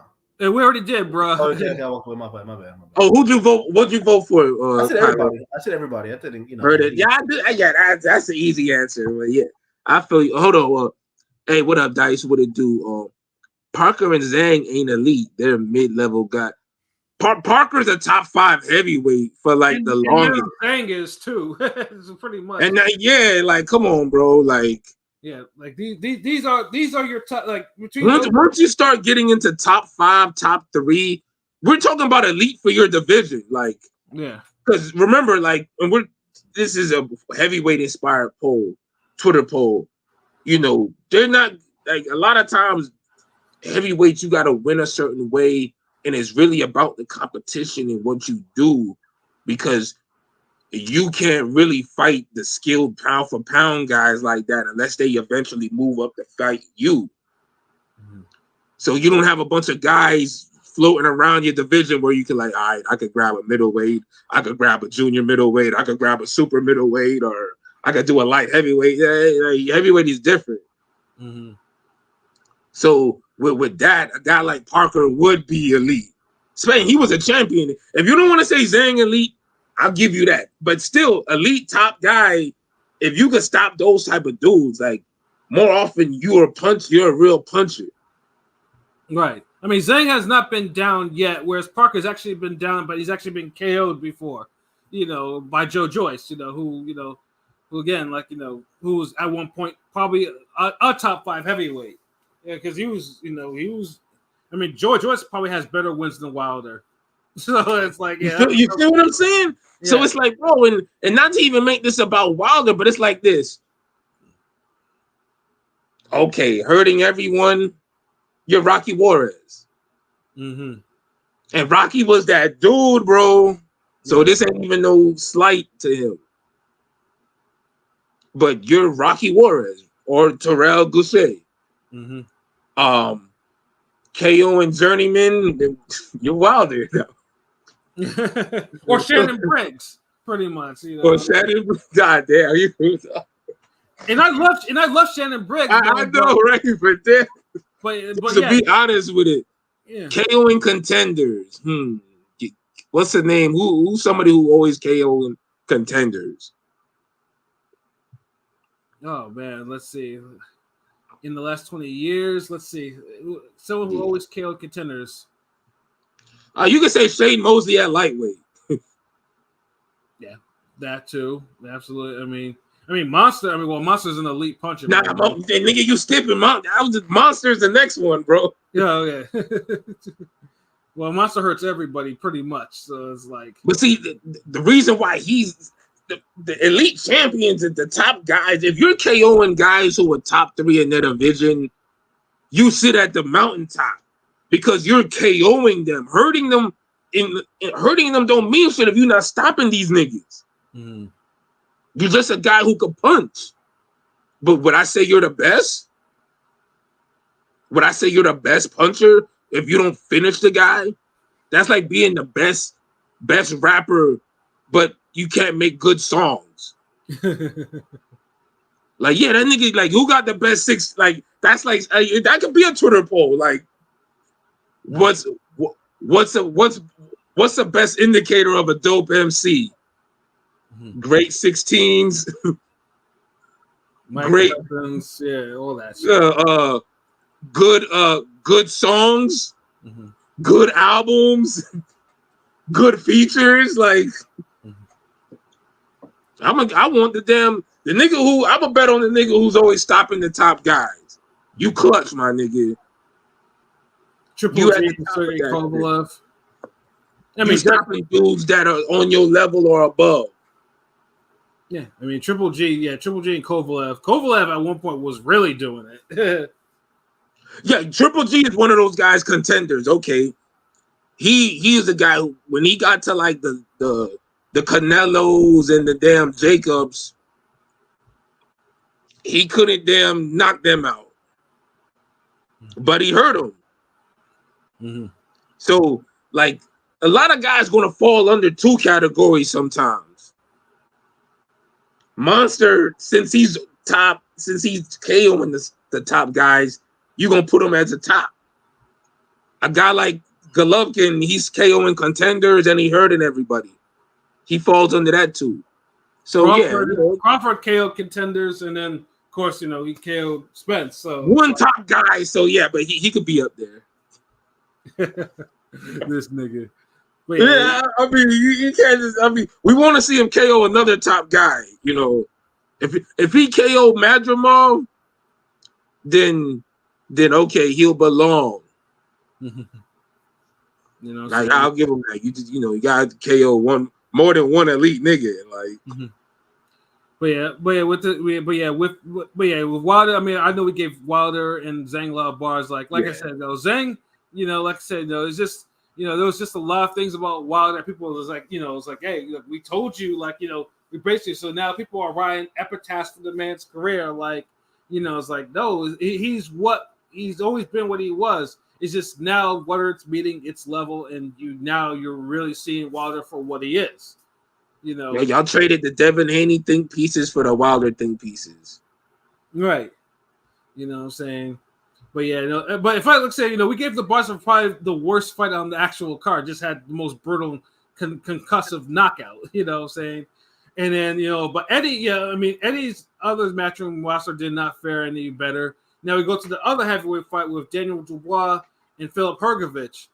And that was a really damn good shootout, because honestly, Hrgović was talking cash shit, and he was like, yo, I'm going to knock this dude out. And Hrgović and Dubois, they were throwing bombs at each other. But the problem was Hrgović didn't do enough work didn't do enough road work, so he got tired. And Dubois somehow managed to take these punches, and Dubois just started beating his ass, like everything that Dubois you think he wasn't able to do, combination punches, jabs. That's the one I feel like I got right. I mean, I kind of was rooting for Wilder, but I picked Zhang. But I felt like, Dubois being battle tested, whether it be a big baby, he has fought, y'all got to stop giving these Hrgovićs and all these motherfuckers the boogeyman label when they don't deserve it yet. I'm just saying, because y'all are trying to tell me Hrgović was a true boogeyman. Lost that in the Zhang fight, bro. Like we passed the boogeyman shit with Hrgović. It's just dude. That's but he was still a favorite. For the most part, probably betting. So he was probably the favorite by far, right? I'm assuming. Yeah, no, Hrgović was the betting favorite. Yeah, of course. We've seen too much of fucking Dubois damn quit on niggas, and it's been like now you could say Dubois is like back or he's improved or like the Miller was cool. That like got his foot in the door, like right. But we gotta evaluate, look at Miller. So, but yeah, he got over it. Like we love it, but now Hrgović, okay, you got over that, and you stopped him brutally, all that shit, bro. Okay, yeah, I can have faith in this guy again. Like, yeah, Hrgović got fucked up. Like he cuts over both eyes. Like honestly, how Hrgović didn't go down was beyond me because Dubois was just lacing that dude. Like the doctor gave him an out. The doctor was like, yo, he didn't like. Yeah, and the funny thing is, Hrgović didn't even like. He didn't even say okay. Like Hrgović was bloodied and beaten up and defeated. Like And honestly, I was disappointed by that effort because I thought he would at least drop Dubois at least once because 3-4 rounds of right hands and Dubois ate them shits like Scooby snacks, and he needed to go to Dubois' damn body. Yeah, exactly. So, yeah, Dubois again. He summed up what he fought on the big baby fight and got himself a great victory, and now possibly he'll probably be upgraded to be an IBF champion in the next 2 weeks or so. Depending on shit. And then part of the most disappointing loss to me in the tournament, Hamza Shiraz and Ammo Williams. I'm sorry. Now don't get me wrong. It was a good little scrap in it because Ammo I thought Ammo was gunning for a first round knockout because he had Shiraz on Queer Street like in the first couple of rounds. He tagged him hard, and you saw a dude shell up and start doing the hucklebuck and shit. And then, but once Shiraz started using his length, his power, his jab, the fucking jab had Ammo's head looking like fucking when Little Mac hit Glass Joe and Mike Tyson's punch out. Ammo fought like a fucking dummy. Yeah, like, he did. Dude, like should have been trying to get his way on the inside and try to use the inside shuffle, get in and get some punches in from body shots, uppercut. And this motherfucker is just standing on the outside at the end of Shiraz's jab, just getting punch.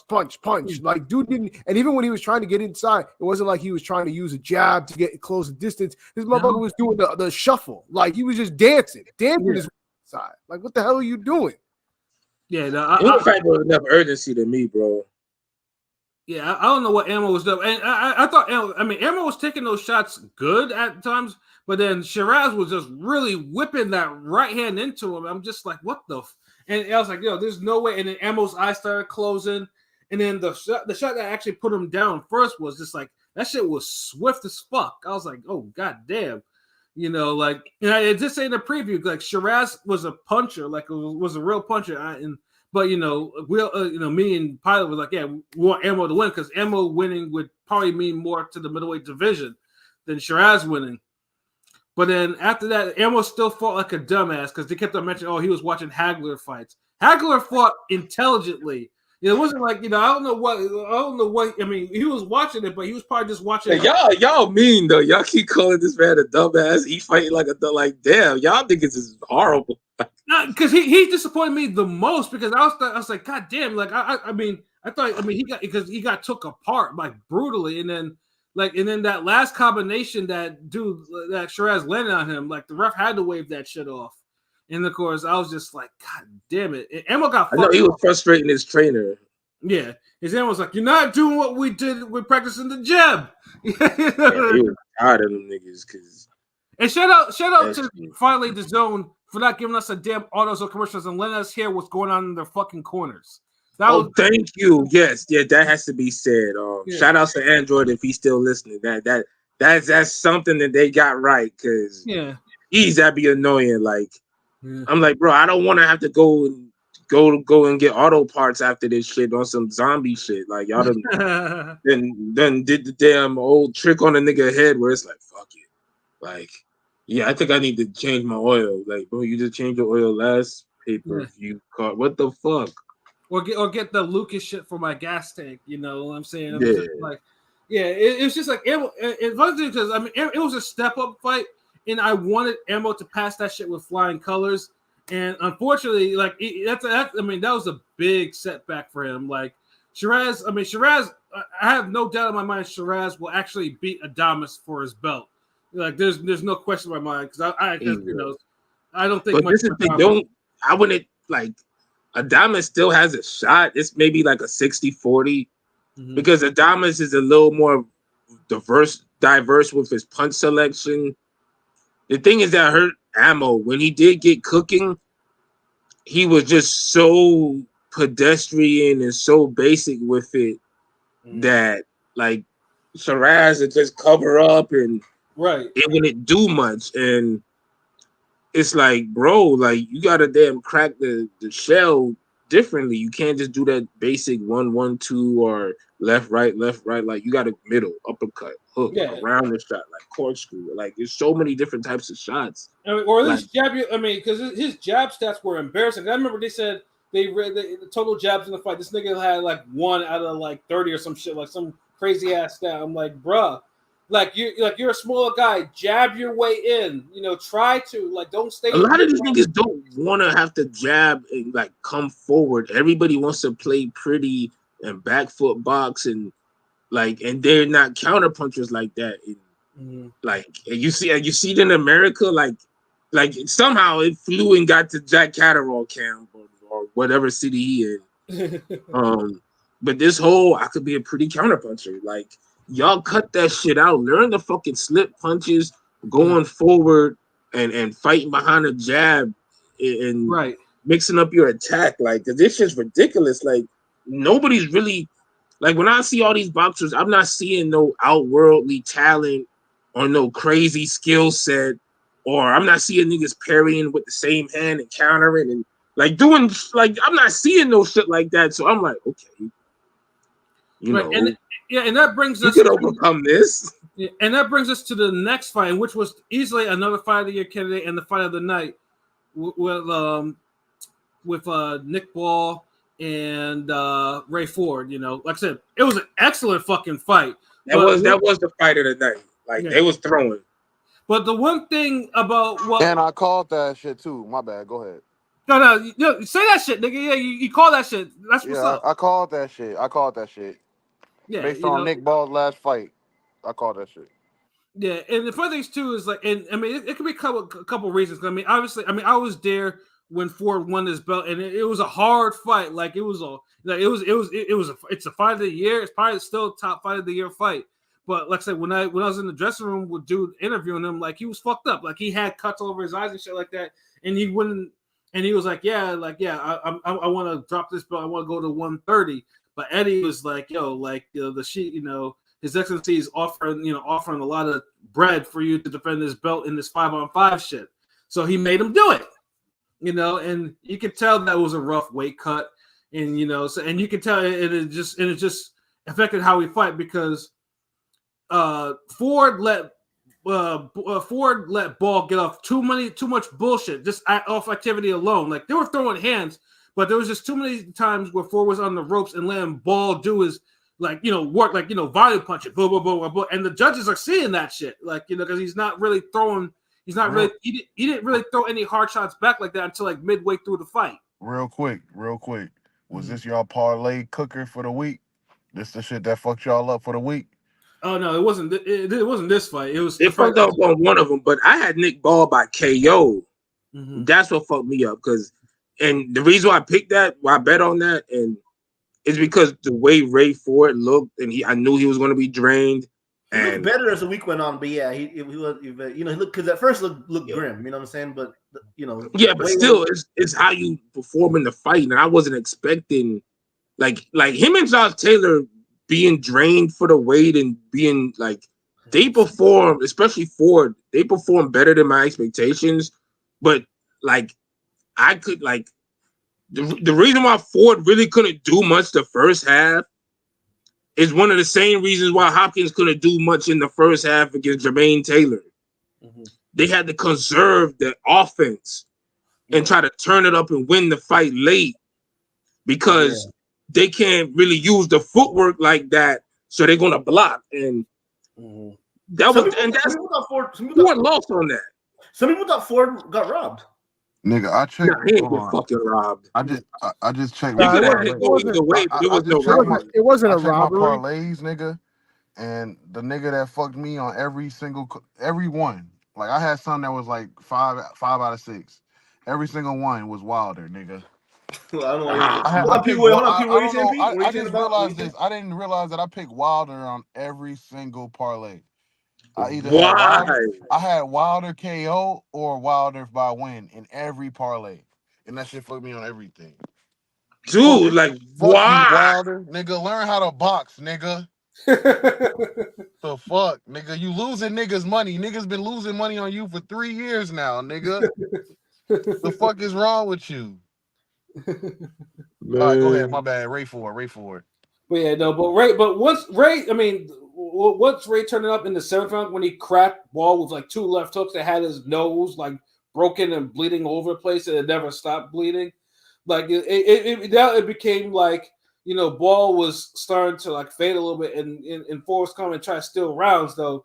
In the 12th round, they was really Ford was trying for another 12th round knockout or at least a knockdown because had he got at least one knockdown, he would have retained with a draw.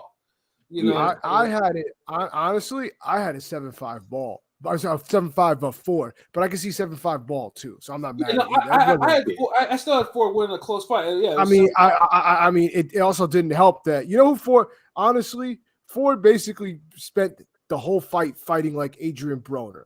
That shit was annoying. I can see that. Poor man's Emmanuel Taylor fight. He was fighting like Broner, just high guard up, just not trying to evade any shots. He's just gonna cover up and let Ball punch on him, which was stupid. And yes, Ball wasn't getting through all of his punches, but he was active. But he was active enough that's going to skew the judges' opinion. He kind of gave up his zero because Pat interviewed him after his fight earlier this year. He talked about he couldn't make the weight. Eddie convinced him and he lost a zero. But at least it don't matter as much anymore. I think he'll be in a big 130 fight. We'll forget all about it. You know what I'm saying? He's gonna be in a big 130 fight. See, at least the fight was good. Yeah. So he still gave a good account of himself. The only thing, and I know it was the weight, but the whole Adrian Broner shit, whenever you fight a volume guy, that's on point. Trying to block everything is the worst defensive tactic you could use against a volume guy. He was doing a good job with it, but it wasn't. Yeah, I can see. Nah, he never did a good job of get that shit. Because if he did, he would have won the fight because he would have won some of them first half rounds. Right. Dude, you literally could go into the 7th round and it would have been 4-2 or 5-1. Right. And not saying the rounds weren't competitive because they were, but you got to remember Ford is. Then he got a stiff arm to get a shot off. He put his hands back, and Ball was eating him alive with them fucking uppercuts. Yeah, he was snapping Ford's head back all fucking night with them uppercuts. Mm-hmm. So the people who ball wasn't landing as much. He was landing enough. Sure, fuck was. Because he was landing them body shots. He was landing some of them overhand rights. But that uppercut wasn't missing for shit. Mm-hmm. So when you're throwing fucking 5 to 7 to 8 punches at a time, and you're landing 3 and 4 out of those, or even if you land 2, if you land the hardest one out of that bunch, you still doing good. Mm-hmm. But you don't ever want to, because you're catching the volume guy's energy. That wears you down, and it just lets them. It keeps them. It feeds their aggression. So you don't want to give a volume guy a target, like especially if they're looping shots and throwing wild. You kind of want to parry or slip or use footwork to kind of get around that shit. So, and that'll wear them out after missing. But you blocking all that shit, that just gonna keep them niggas like that fucking what's that damn movie from the 80s, nigga, Pat? Them little furball niggas that came from outer space. Critters? Critters, yeah. That's how that he's like you fighting a fucking critter. Like that should just keep and it just keep growing and growing. But Ford was fucking him up at the end, but he was. It just he needed to pump the jab more in the first half. And if he'd have just used a little more footwork and set up some shots, because he landed a few good hard shots in the first half, just not enough to really win them rounds, but still a good fight though. Best fight on the card. He could bounce back. I just think the weight played effect in the strategy and how he was able to fight. Right, and he accepted the decision. Like he was a good sports about it, and I know he's been on Twitter and like, he won, and I have to move up to 130. I enough respect too, acting like that. It was a closer to the fight. Like it was like Haney Lomachenko for me. Like it could have gone either way. No robbery. No robbery. I mean, the niggas who would talk about they had Ford 8 rounds or they gave one of the other 8 rounds. Y'all the niggas who can't score because nobody dominated enough where they had 8 rounds. No, he gave. I mean, shouts out to Ford. He gave us 2 top 10-ish fights of the year off top. I mean, we come with top 10 fights of the year so far. He's been in, to me, top 7. I've seen at least a couple of them. Yeah. I mean, let's say I was happy that I was in the house for probably the best fight this year with the whole thing with other best. You be seeing some historic fights like I hope me and Rome some historic shit happen with this T.O. fight. Yeah, I hope so too, though. But one person that I'm definitely off of now is the first fight, because the first fight blew my fucking parlay with Craig Richards and Willie Hutchinson. That fight was a 2-pack of ass. Fuck out of here. Yeah, Craig Richards. I don't understand this dude. How do you almost beat Bivol, but you can't handle a domestic level crude puncher who gas 6-round stamina? How does that work? Like seriously, he looked rusty though. Like, and honestly, I think the dude Hutchinson was better than he looked and acted, and just I think he was crafty. I didn't realize the age difference. Hutch was 34, 35, and Hutchinson's 23, 24. They did the L knockout, but Hutch was completely spent after the 7th round. He had nothing. He was just. He was. Yeah. But the craft is what got him do that shit. You can see the age difference in the fighters. You know what I'm saying? Hutchinson look at the younger, the fighter younger by a decade. You know what I'm saying? That's all. Hey man, I mean, you can see it was more strategy because Craig Richards was fucking throwing. It just he was throwing at the worst times. Like when Hutchinson would try to rest, that's when this nigga's trying to box or he'll throw one shot at a time. Like a guy like Austin Trout would beat Hutchinson. Easy. All just because he would just keep him too busy. Like, and when the niggas start, because Hutchinson did some good shit. Like, I like how he worked out of the pivot. I like how he exploded with offense. And it was fucking up Hitchens. Like, I'm sorry, it was fucking up Richards because he never could get in a groove. And so his punches would be off trying to counter him.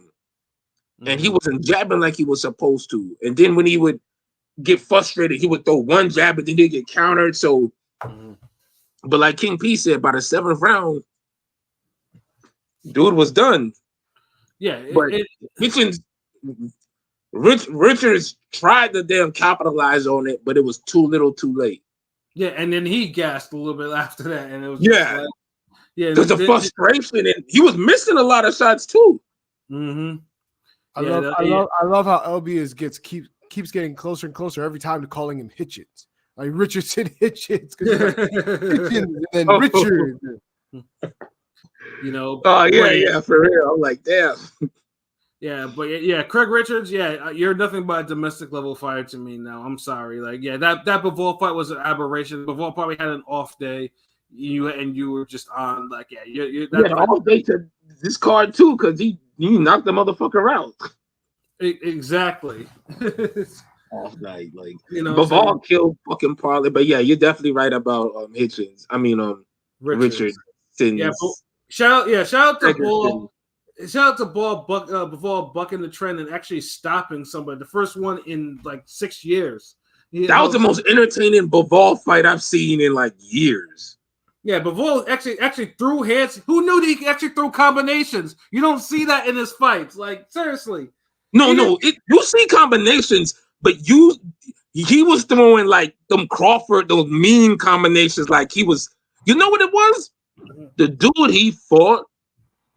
A lot of niggas was just better than they thought they're better than what they were advertised. Because the guy he fought was kind of sneaky with his offense, but he was aggressively sneaky and he had popping his shots. Like he had a good jab. Like he was attacking Bivol. Like nobody's really attacked Bivol in a while. No, nobody. And that's why Turkey was like, I'm going to bring him back. You know what I'm saying? Have him fight Morrell or something. The Morrell winner of Hot Rod. You know, I mean, it's perfect. You know, that's a good fight. See, like and Bivol showed that. Hey, look, if you attack me, then I'm gonna turn it up. Like so, honestly, this was a good fight for Bivol. Like it showed us something we ain't see in this dude like that. Yeah, and Chris Brand, you're absolutely right. Bivol will have to fight aggressive like that against Beterbiev, especially when it's coming off. Thank you. A meniscus injury. Thank you. That's exactly my point. Shout outs to Chris Brand. Like it's like you jumped in the Kool-Aid, but you knew the fucking flavor, my nigga. Like, exactly. You already used in the ice cubes. Like, hold on, this nigga right. Like, but yeah, like he's gonna have to damn be aggressive in spurts like that and know when to like, okay. Let me push him back. Let me and he did a good job of that. But that's only because the dude Beterbiev is going to attack Bivol. He's going to attack him. And that's what this guy did. This guy fought the way I thought Zerto was going to fight Bivol.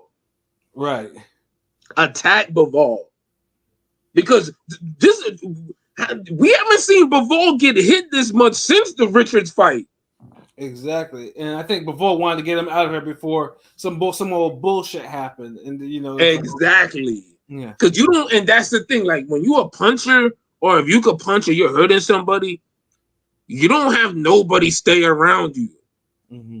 You end up getting Mike Jones, nigga. Right. Like when somebody could punch and you're beating their ass. Beat them to the point where you stop it, knock them out, or make them quit. But you gotta take away their heart. Like you don't beat a nigga ass until you take away his heart. When you take away his heart and he knowing himself like, yo, I can't beat this dude. That's when you got this nigga. That's when you be with. But you haven't. Nah. Yeah. But overall, as a card, there's two things I want to say about this card. I mean, look, number one, the fights, they deliver for the most part. So obviously, I absolutely want to see the concept, but with two things that need to be cleaned up. Number one, the pay-per-view price points. I'm sorry, the Zone, you're offering the shit for $68 if you have the sub, $69 if you don't. But if you go on your regular cable, if you have a cable box, you have a regular cable system. They were offering that shit for $39.99.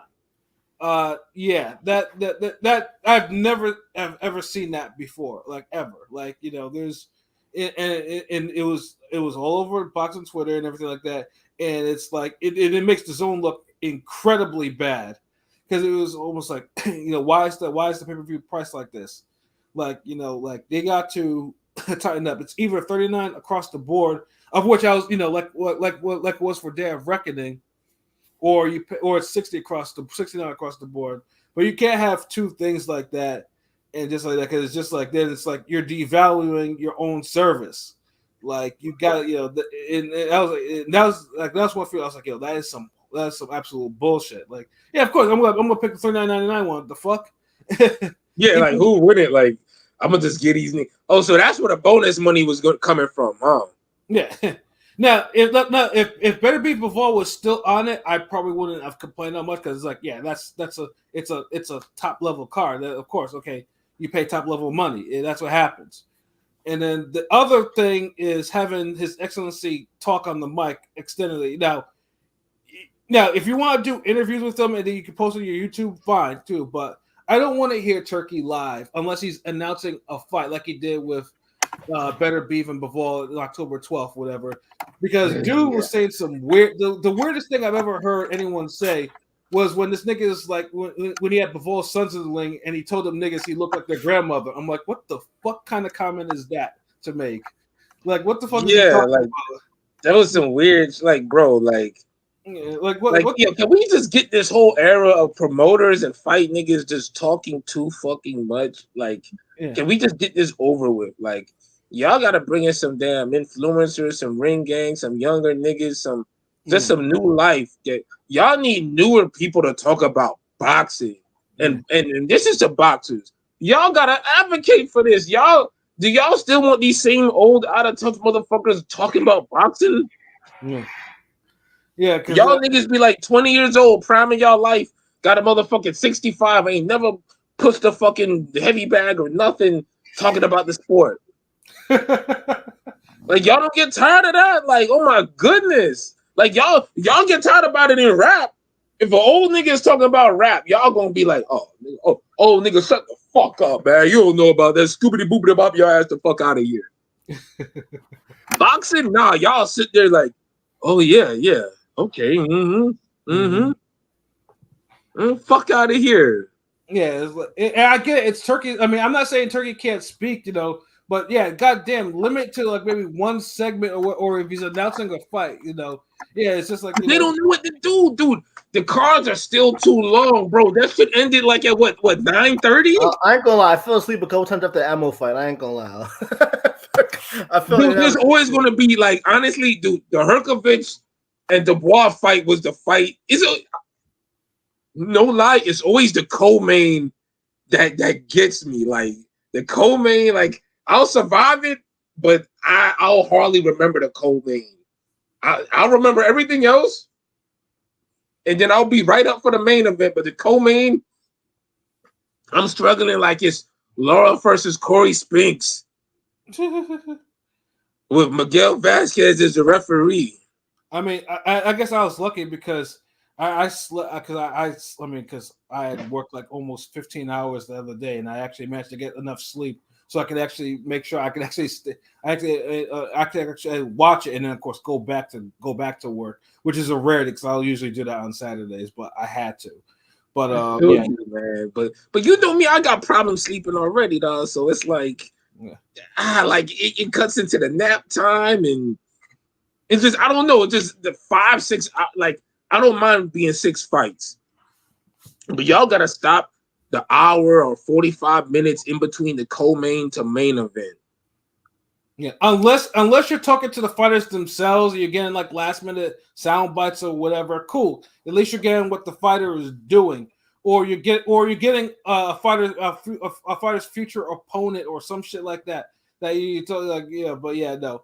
I just don't. I mean, Turkey, cool. Like, limit him to maybe an intro or something. But I don't want to hear limit all these niggas to intros and just show me footage or so. Just y'all just gotta fix it. Like, get better speakers, something more interesting. Just I appreciate them making the fight, but I like that guy Ade Oladipo. I think he's kind of good. The African British nigga. He's Oh actually. yeah, no, good. Yeah, he's good. He's like, he got it from the bottom. He got it from the bottom up. Like he grinded. He grinded. Yeah, he grinded his way. Yeah, he grinded his. It's just the format, bro. I ain't trying to hear these niggas talk all day, man. I don't need to hear Ariel Hawani's take on some fight. Please don't. Never need to hear. I definitely don't need to hear that.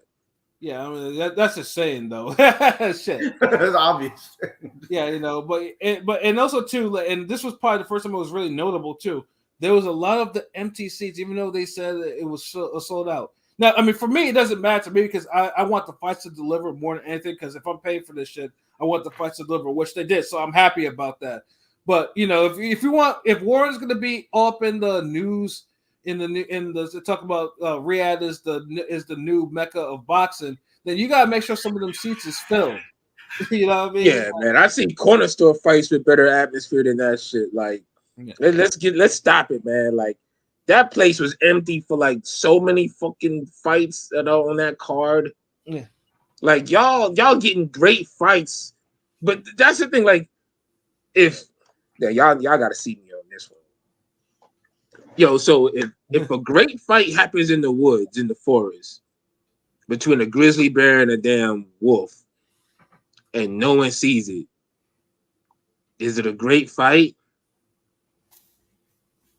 Because that's what I feel like is happening. Like, you get all these viral moments, all these feel good moments, but nothing. I mean, no God's seen it. God's seen it. God's seen it. You so stupid.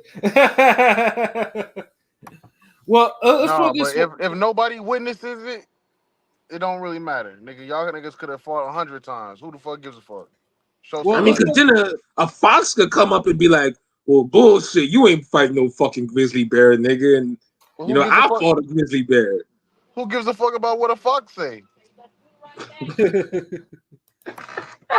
But let's put it this way. I mean, that's bars, nigga. Let's put it this way: the next card that is going to be held for Riyadh season is going to be in the States. So now they're gonna that will go really truly see Cali. Yeah, what the market and everything will be like, because even though we lost the fucking fight, but I'm sure I got faith in y'all excellency that he'll make it up for the Ortiz Zoo fight. I thought they made it up already. And they're saying Lubin, right?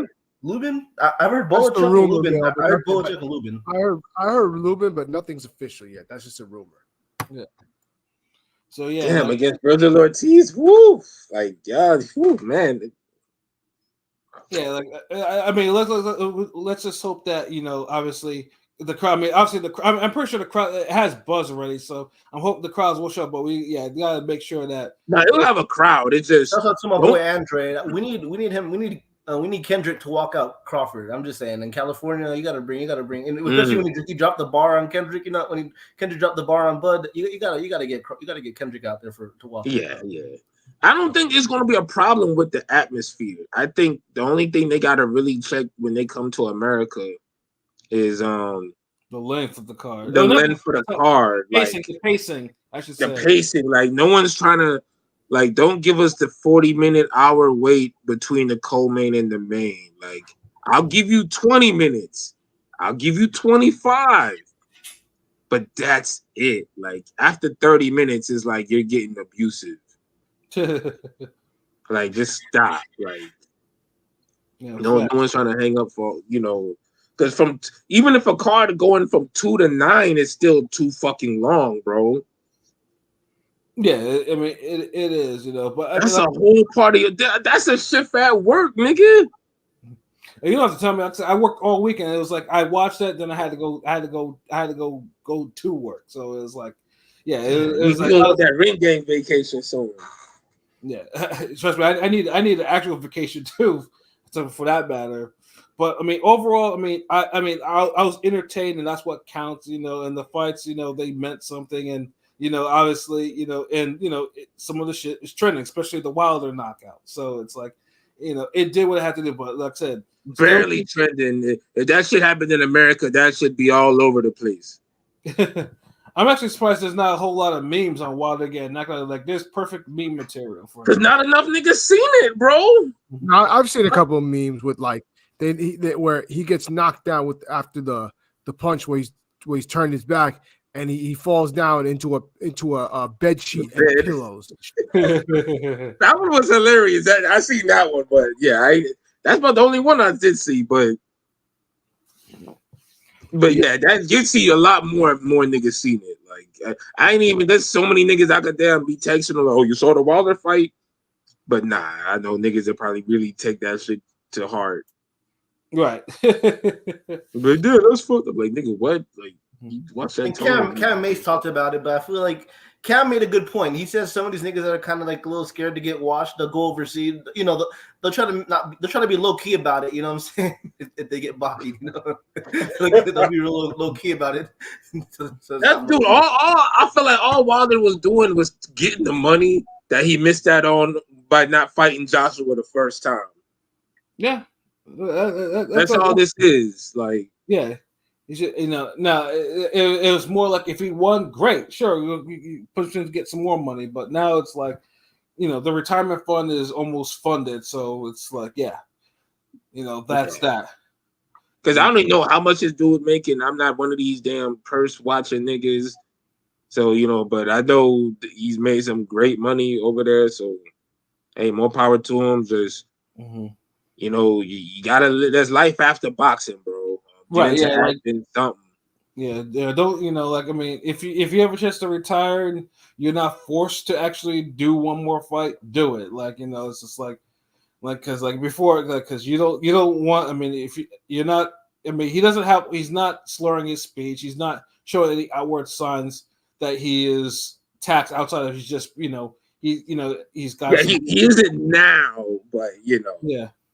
We don't. That's why we want this nigga to stop, because something might come up later and sooner. You know, and sooner. Yeah, that's right. So yeah, but yeah, that's just how the game. I think we gave that card enough bars. So just want to touch upon two particular cards for next weekend. Number one is the one that is Pete got. He's going to be at in New York. Was it Puerto Rican Day weekend? Yeah, of course. Yes, sir. Yes, sir. Yeah, you know, where Top Rank obviously is trying to make a star out of one Xander Zayas, you know, like I said, who is going to be facing probably, I think, a step-up fight, and someone who's a former world champion in Patrick Teixeira. You know, and as a fight itself, I mean, it's cool. It's a step up for Zayas, and Teixeira is someone. I mean, if you've heard me talk about him before, like I put, you know, in one of the respects, like he's a perfect example of someone who fought above his actual level and got himself a great victory, and he did it in blood, and he made his opponents bleed, and I have to respect it, because you know that to me, that's, I mean.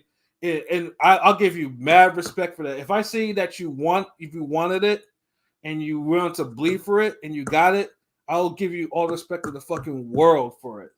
You know, and that's what Teixeira did. And Teixeira ended up, you know, he did that against Carlos Adames. And he's the reason why I don't take Carlos Adames seriously, because Carlos Adames got his ass beat. You know, he's doing whatever he's doing for PBC, but you know, yeah, he's gonna have to run that back eventually. You know, but Teixeira, you know, he was champion, and you know, and he, you know, and of course he had a little bit of a slide afterwards, you know, but you know, hey, Top Rank is like, you know what, you know, let's bring him back, because you know he is, you know, he's a good action fighter at least. So obviously, you know, you have, you know, Zayas and Teixeira. Now, is anyone even picking an upset for this, or do you think Zayas should wipe him out? Well, don't answer. No upset. Teixeira's a little older, and he hasn't fought at this weight in years, 154. So he's gonna be drained. So he was fighting at 168 not too long ago. Yeah, I don't know how he's gonna make this weight, and he ain't gonna look good. Pause. So you don't think he's gonna look good here? Yeah, his ass beat his ass, and I think Xander gets him out in 7. The Jahai Tucker fight looks good, but you know, he already lost, so it's not a big huge upset. But you know, let me actually see. I'm actually curious to see what the odds are. Carrington got to fight somebody. You know, after this, for this card, I ain't seen anything on FanDuel aside the money line stuff. I haven't seen any props or anything like that. Oh yeah, but I feel like don't y'all think real quick, Shushu Carrington, you know, talking shit about Ray Ford. He's older than Ray Ford, but he's still fighting no name niggas like. I feel like a Joet or Villa or like a Baez, he got to fight these guys by now. Not, you know, I don't know. Top Rank has their own way of bringing up people. But it's like he's already 27, 28. You know what I'm saying? Like shit. Yeah, like Shushu. He's in a co-main spot. He's cool. They've been building up slowly, but give us a name. I mean, I don't know. Give us somebody we know. I mean, Vivas. He's been on TV before. Like, Vivas been on TV, but Vivas. He lost to Joel Gonzalez, and he lost to. I'd rather him fight Joet or Baez, even though Joet's kind of boring to watch. Or Villa. Yeah, he lost to Villa, Baez. You know what I'm saying? Like in Villa, like come on, man. It is a step up considering who Carrington was actually. Carrington has been knocking out like pure jobbers. So like it's not like it's still it's a little bit of a step up for him. It's a little bit of a step up, but you're talking shit about Ray Ford when Ray Ford's younger than you and has already been a champion in the division. I don't know. It's like come on, man. Well, they're trying to position Shushu in try because obviously. Shushu is being talked about as being the one that might actually beat Monster eventually, or might face him. Yeah, but you gotta fight somebody worth the damn before. Yeah, that's what I'm saying. It's like they overrating this nigga now. Like, yo, chill. Like, yo, Pilot's absolutely right with this. Like, by next year, we need to be seeing him in there with a Villa or Baez, somebody. Like next fight, man. Yeah, fuck next. Yeah, not even next year. Like next fight. Like, because if you already talking about Monster down the line within 2 years, y'all niggas already don't fight enough as it is. Like, bro, it'll be a whole situation where like it'll be like Lubin Charlo, where you look great against a certain level, and then you go against an elite guy, and it's like, oh shit, one round. Yeah, 1 round. But I hate to be like I know we bring that example up a lot, but it just is one of the best examples of it. And it's just to me, it's just funny how because they moved Keyshawn Davis. Keyshawn Davis is already beaten a former world champion. I understand how Shushu's not being moved like him. Like they favorites. Remember Gambo and when Guanma was there at the same time. Like, yeah. That's what I don't understand. It's like it's gonna be like the urban version of that shit. True. So, but it's, Shushu should probably highlight, and of course, it'll be good because Top Rank will just put the KO over the shit over their social media, whatever. But yeah. If you want Shushu character to actually beat Monster, you got to put him in. Or he's got to at least become a champion in the next 2 years. Like something, because. Monster is at least Monster probably has more at least 5 years of prime left in him, give or take. So it's like how old is he? He's 31, 32, right? I think he's like 30. Yeah. So it's like you don't like you gotta build him up. Like it's time to accelerate and like you're giving him a co-main spot. Next fight used to be a main event spot against a former champion or champion himself. I'm not sure where Shushu is ranked right now. Yeah, honestly, he's already ready. If he's ready, fight. Take Vidal's strap, nigga. Come on, something to take Lopez's strap. Have him fight Ray Vargas. So take his fucking strap away. Like, Ray Vargas, like something. Y'all just like throwing everybody at this nigga. Like, yo, just fight somebody. You're like, damn. Yeah.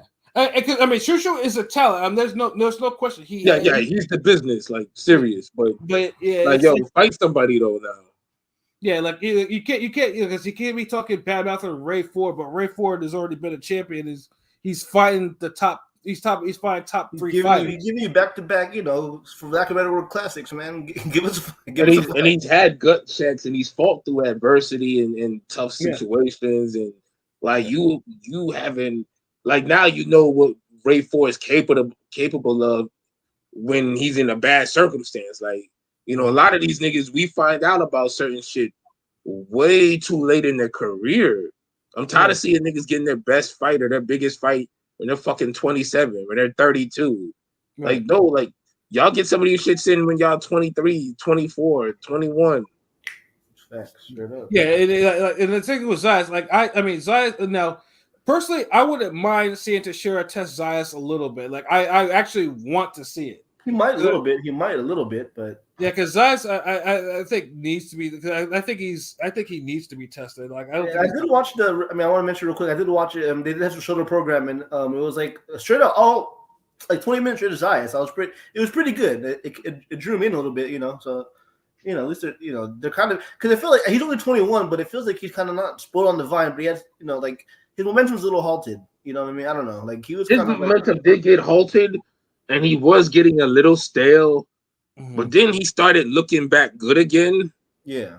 But I do feel like after this fight, we need to see him in there with like somebody really up there, somebody who a true contender. I mean, I know Teixeira has because this 154, right?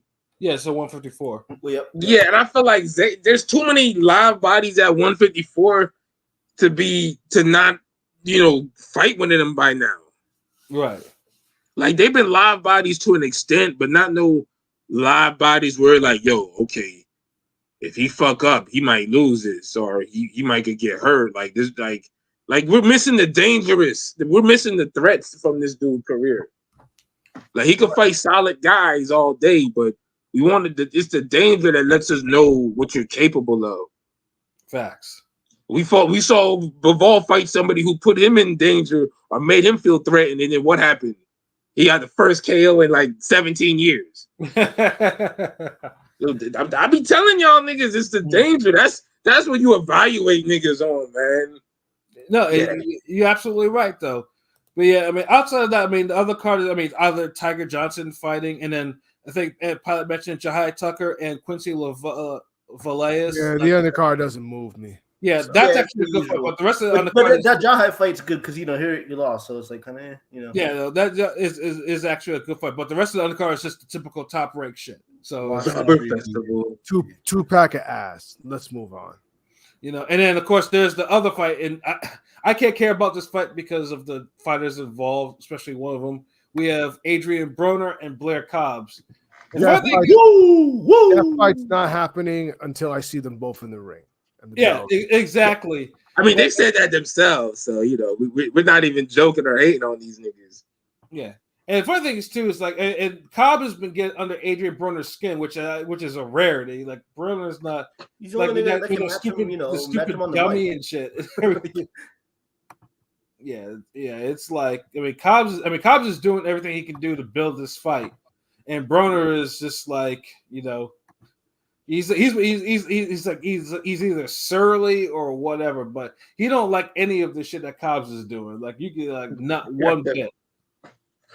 What's that shit that once somebody said like, yo, if you lose to Eric, like Adrian Broner, you can't go back to the. You can't go. Look at that nigga. That shit pissed him. But I ain't gonna lie, Broner got so pissed. He was like, nigga, he was like, I'll make it to where you can't go back to your old house, nigga. Like, yo, but that guy was trolling. That nigga was straight trolling. Yeah, but I love welterweight. I'll be watching if it happens. It'll be on my TV. I mean, right now it's airing on Triller, and Triller is just like, Triller at one point, was like, okay, cool, but after the whole shit with Evander Holyfield and whatnot, and then the MAGA shit, I got it turned me not worth watching.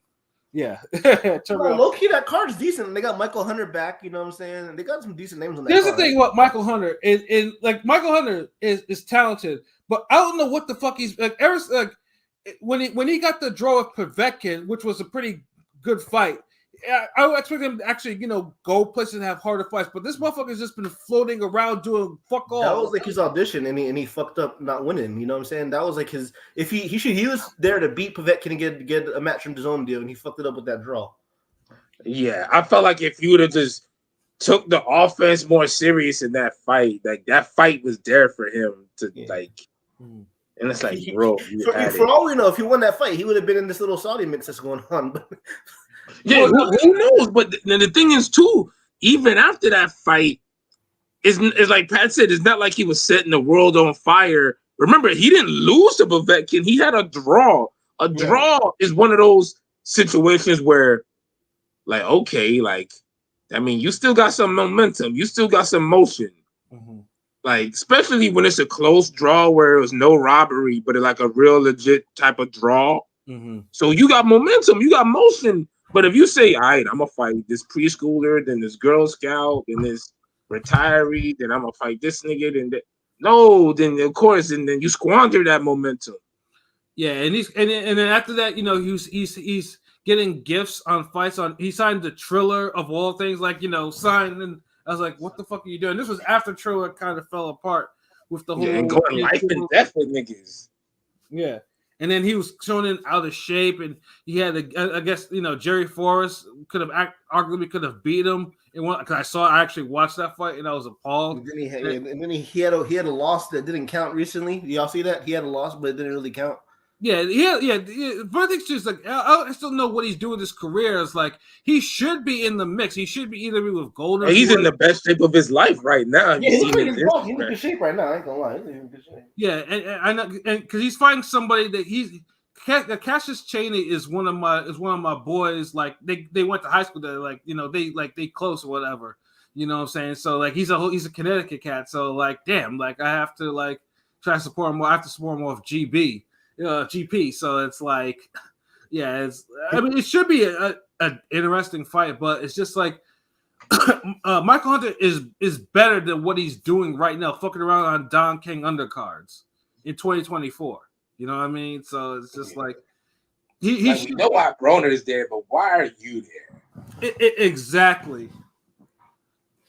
Yeah, you should have and like I said, Don King, God bless him, he's 92, 93 years old, and he's still promoting cards, and he's still lucid just like Aram is, but it's just like, God damn it, like yeah, he what's his excuse? What is Michael Hunter's excuse for being on this poor foolishness of a card? I just think honestly, this is like one of those damn. Well, you see this more with West Coast rappers and some Southern artists, but this is like one of those off the wall, like street mixtapes or compilations or some super independent label you never heard of, and you see the track listing, and then you're like, such and such, and you're like, Snoop Dogg on here, Bun B. Damn, well, maybe these niggas ain't that small time. Hold on, let me take a look. Like, let me listen to this. Like, that's how he looks like being on this card. Like, yeah, like you're like it almost. I'm not trying to see like damn. Don't y'all think it's got something better to do? Like, yeah, and it's like, and like I said, you want to see them, like they should be on cards like that. Just have more eyes on them. Like this is like seeing BG on a Raucous Records compilation. Like what? What? Facts. You're but yo, LB, Primo beat too. But yo, LB, isn't the fight in y'all's neighborhood? Oh, it's in Miami, ain't it? Nigga, I'm not from here, nigga. Yeah, it is in Miami. Is it? It says here on BoxRec it's on yeah, it's Hollywood, in Miami, Hollywood, Florida.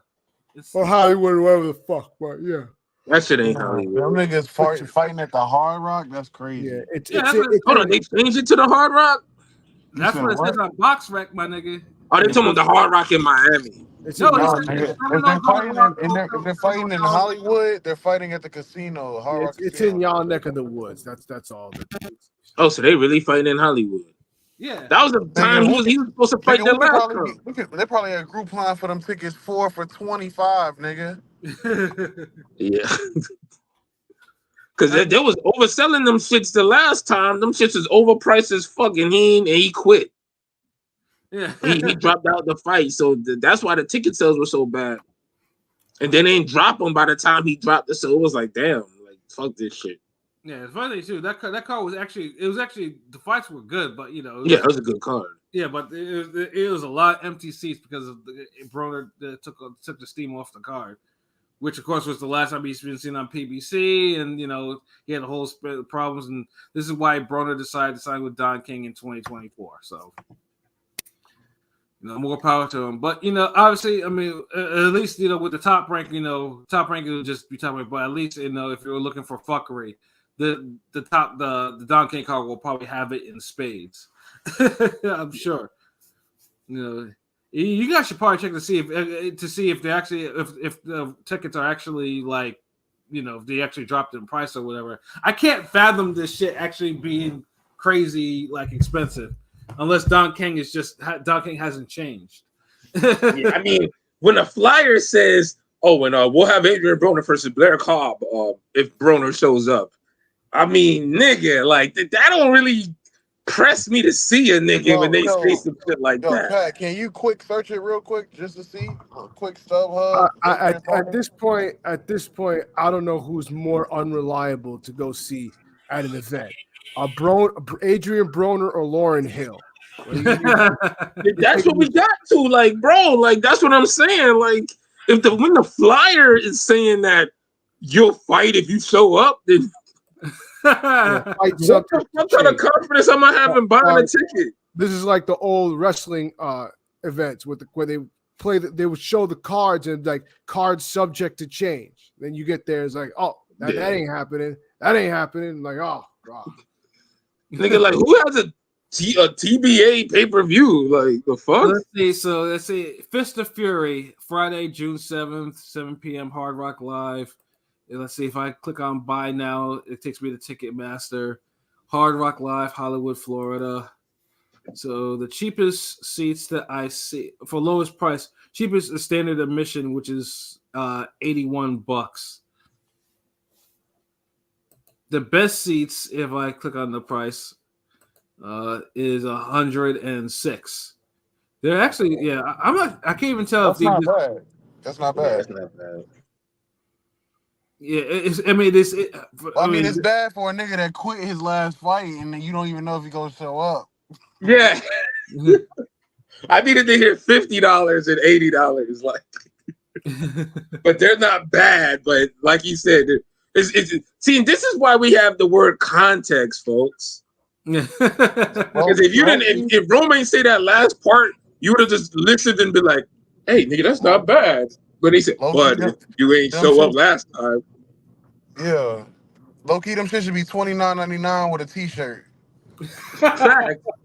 It should be $25 for the regular standard seats, $50 for the other seats, $75 VIP package. Right, money back if he don't show up. Because other than that, like, and then the drinks, man, y'all better should be, but for the low, everything there should be for the low. It shows up, nigga. Y'all promoting a card around a nigga and somebody saying if he shows up. Yeah, that'll be some horse. Yeah, I can see why y'all would be hesitant. I mean, I'm sure going there socially would probably be, it would have an atmosphere, but only if Broner showed up, because Broner would bring whatever fuckery he's and whatnot. So yeah, but yeah, no, yeah, I guess Miami wasn't a good spot, or so it's like, yeah, no, I'm not doing no business over there. Yeah, he fought the lawyer in Miami.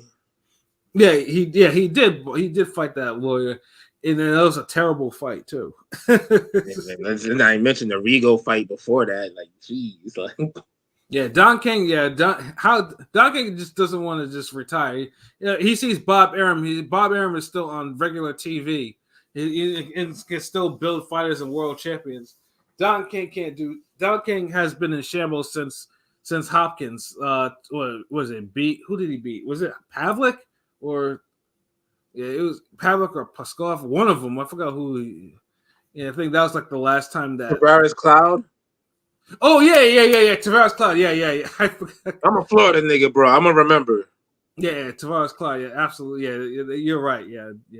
So that's when Hopkins was like, yeah, I retired Don King, and he was right. He did, and that's why Don King is doing these shadows.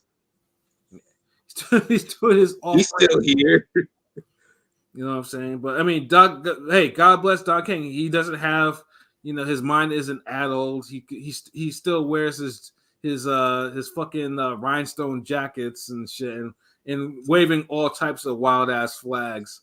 You know what I'm saying? The thing is, you need a fight where no one's gonna pay attention, but something serious happens. Mm-hmm. Broner needs to knock this guy out, and we're all gonna be like, "Oh shit, hold on, wait." So now the next time you see Broner, you're not gonna scroll past it, or you'll take it a little incy bit serious. But that's what needs to happen for Don King, this whole card in general, Broner's career, all of that. Right. Yeah. Because if it doesn't happen, it's like, yeah, we didn't care about it, and for good reason, and this the reason. Yeah. But if something happened and Broner knocked dude out or something, it's like, oh shit, wait, what? Or these niggas give us a fight of the year, and then it's like, wait, hold on.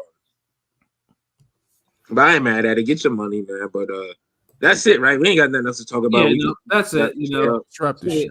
Yeah, so yeah. P with to wrap this shit up. So P, your final thoughts since you said wrap this shit up. Good week of boxing. Matchroom got to go back to drawing board. Yes, sir. You know what I'm saying? Pause Big Bang Zang talking about we big banged Matchroom. Pause on that, bro. Now you got one word and you can go to use it for everything. You can talk about banging everybody. Yeah, like bang, that might have bang. been.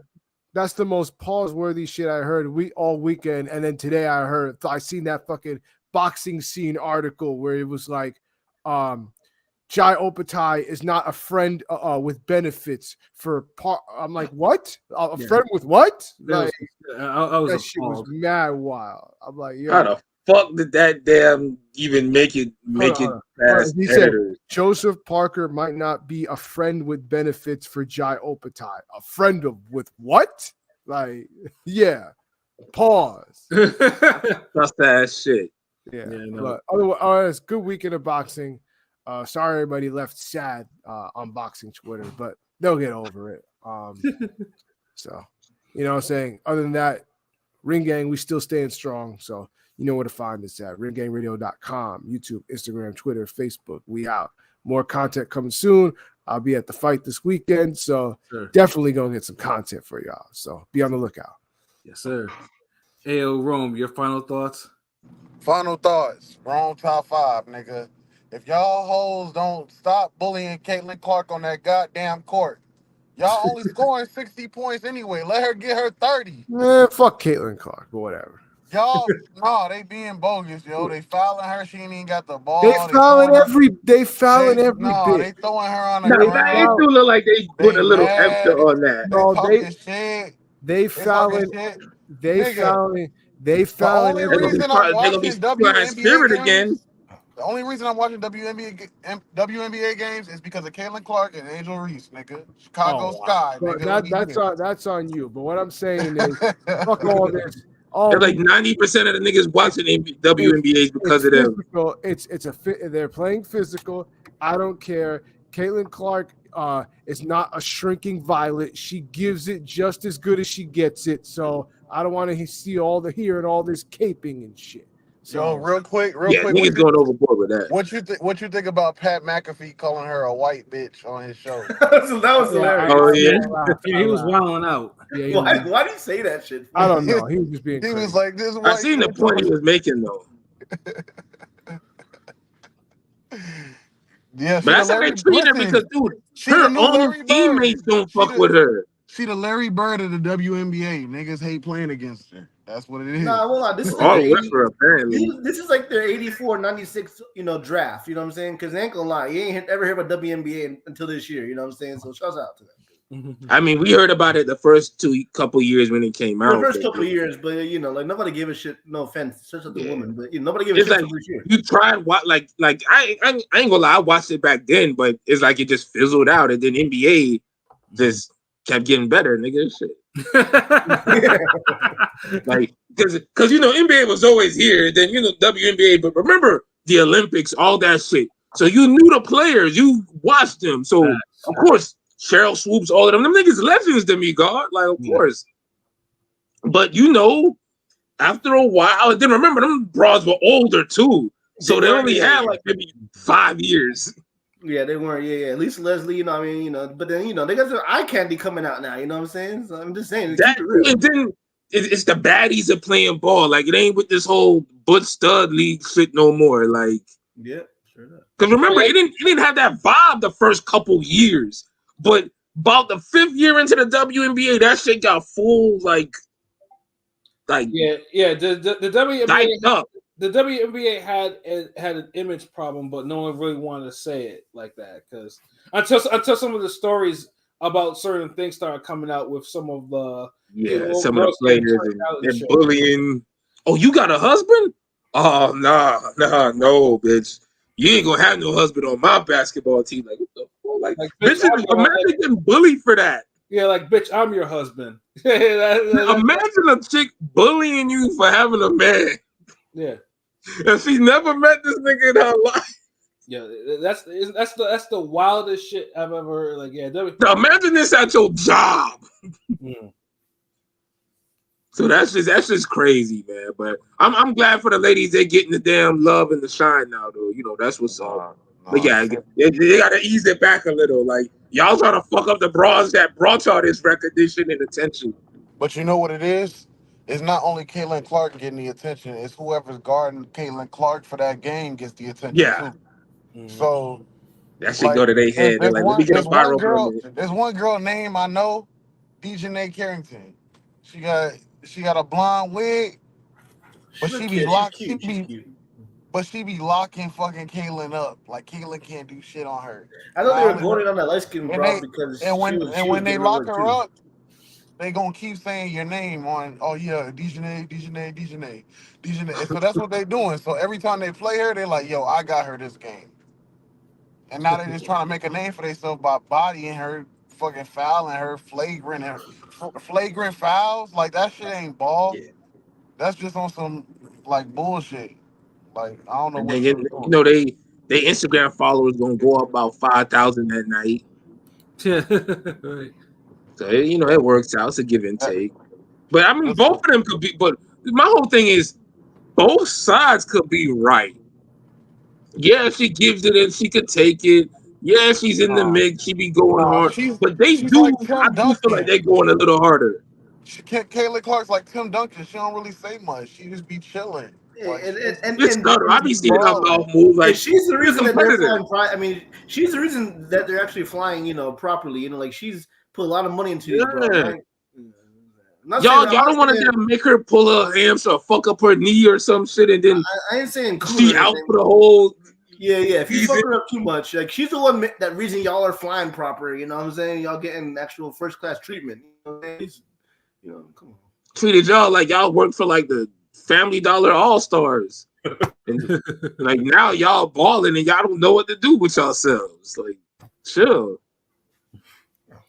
But Pilot, your final thoughts? I don't got much. It's a good show. Boxing's heating up like the fucking weather, so stay cool. I don't really got much. Shouts out to everybody out there in the Twitterverse. You know, we'll be back Thursday. Yeah, absolutely. You know what I'm saying? And LB, your final thoughts? Oh yeah, like this nigga said, we're gonna be back Thursday with another playlist battle. Yes. So you want to see the God get it on? Man, be here, be there, be square ass nigga. And we gonna get this 80s playlist on, and we gonna just be popping away.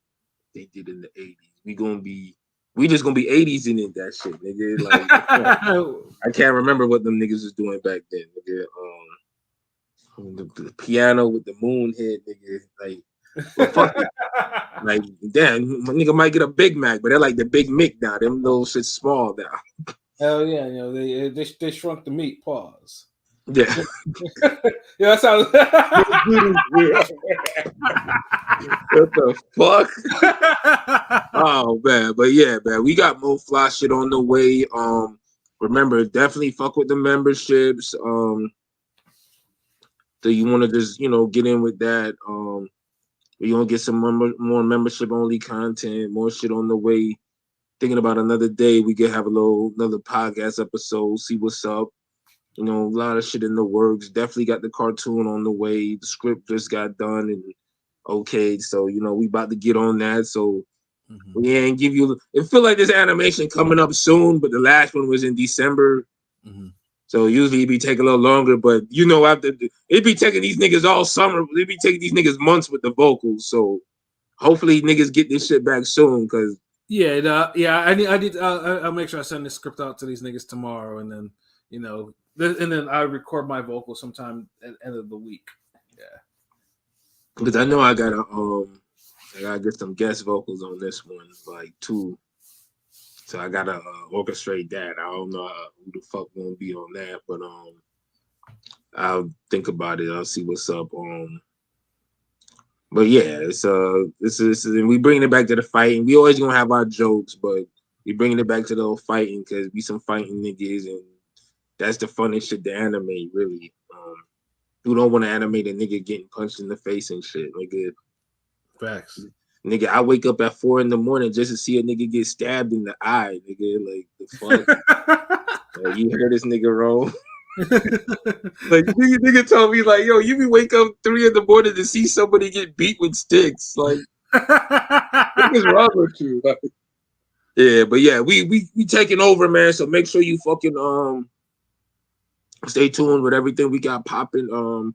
I dropped some animation off this week, some little clips and shit. You know, I gotta ease off on all the free shit now that we got the memberships up. You know, before niggas was spoiling y'all, so you know I gotta chill a little. I mean, but you know we always gonna look out, no doubt, bro. So just keep rocking with us, man. Ring Gang forever, and just keep fucking with us. You gonna see more shit, more flash shit on the way. Mm-hmm. Yes, sir. And I don't have too much to say other than, you know, thank you, of course, everyone to keep supporting us.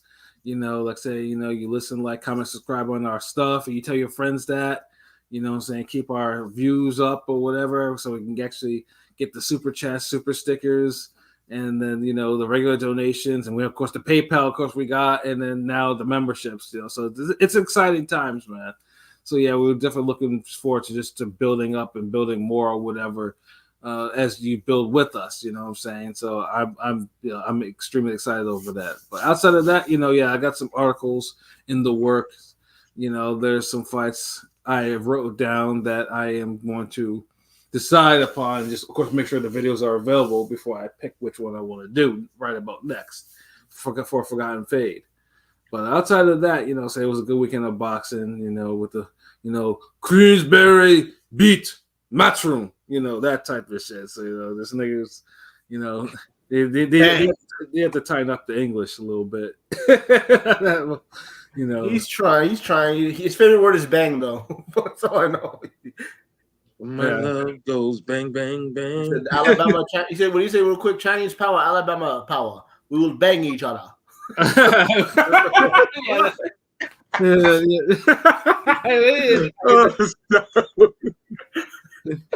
You did the accent too good, man. Damn. Yeah, Chinese power. You know, that motherfucker be wilding, yo. Power.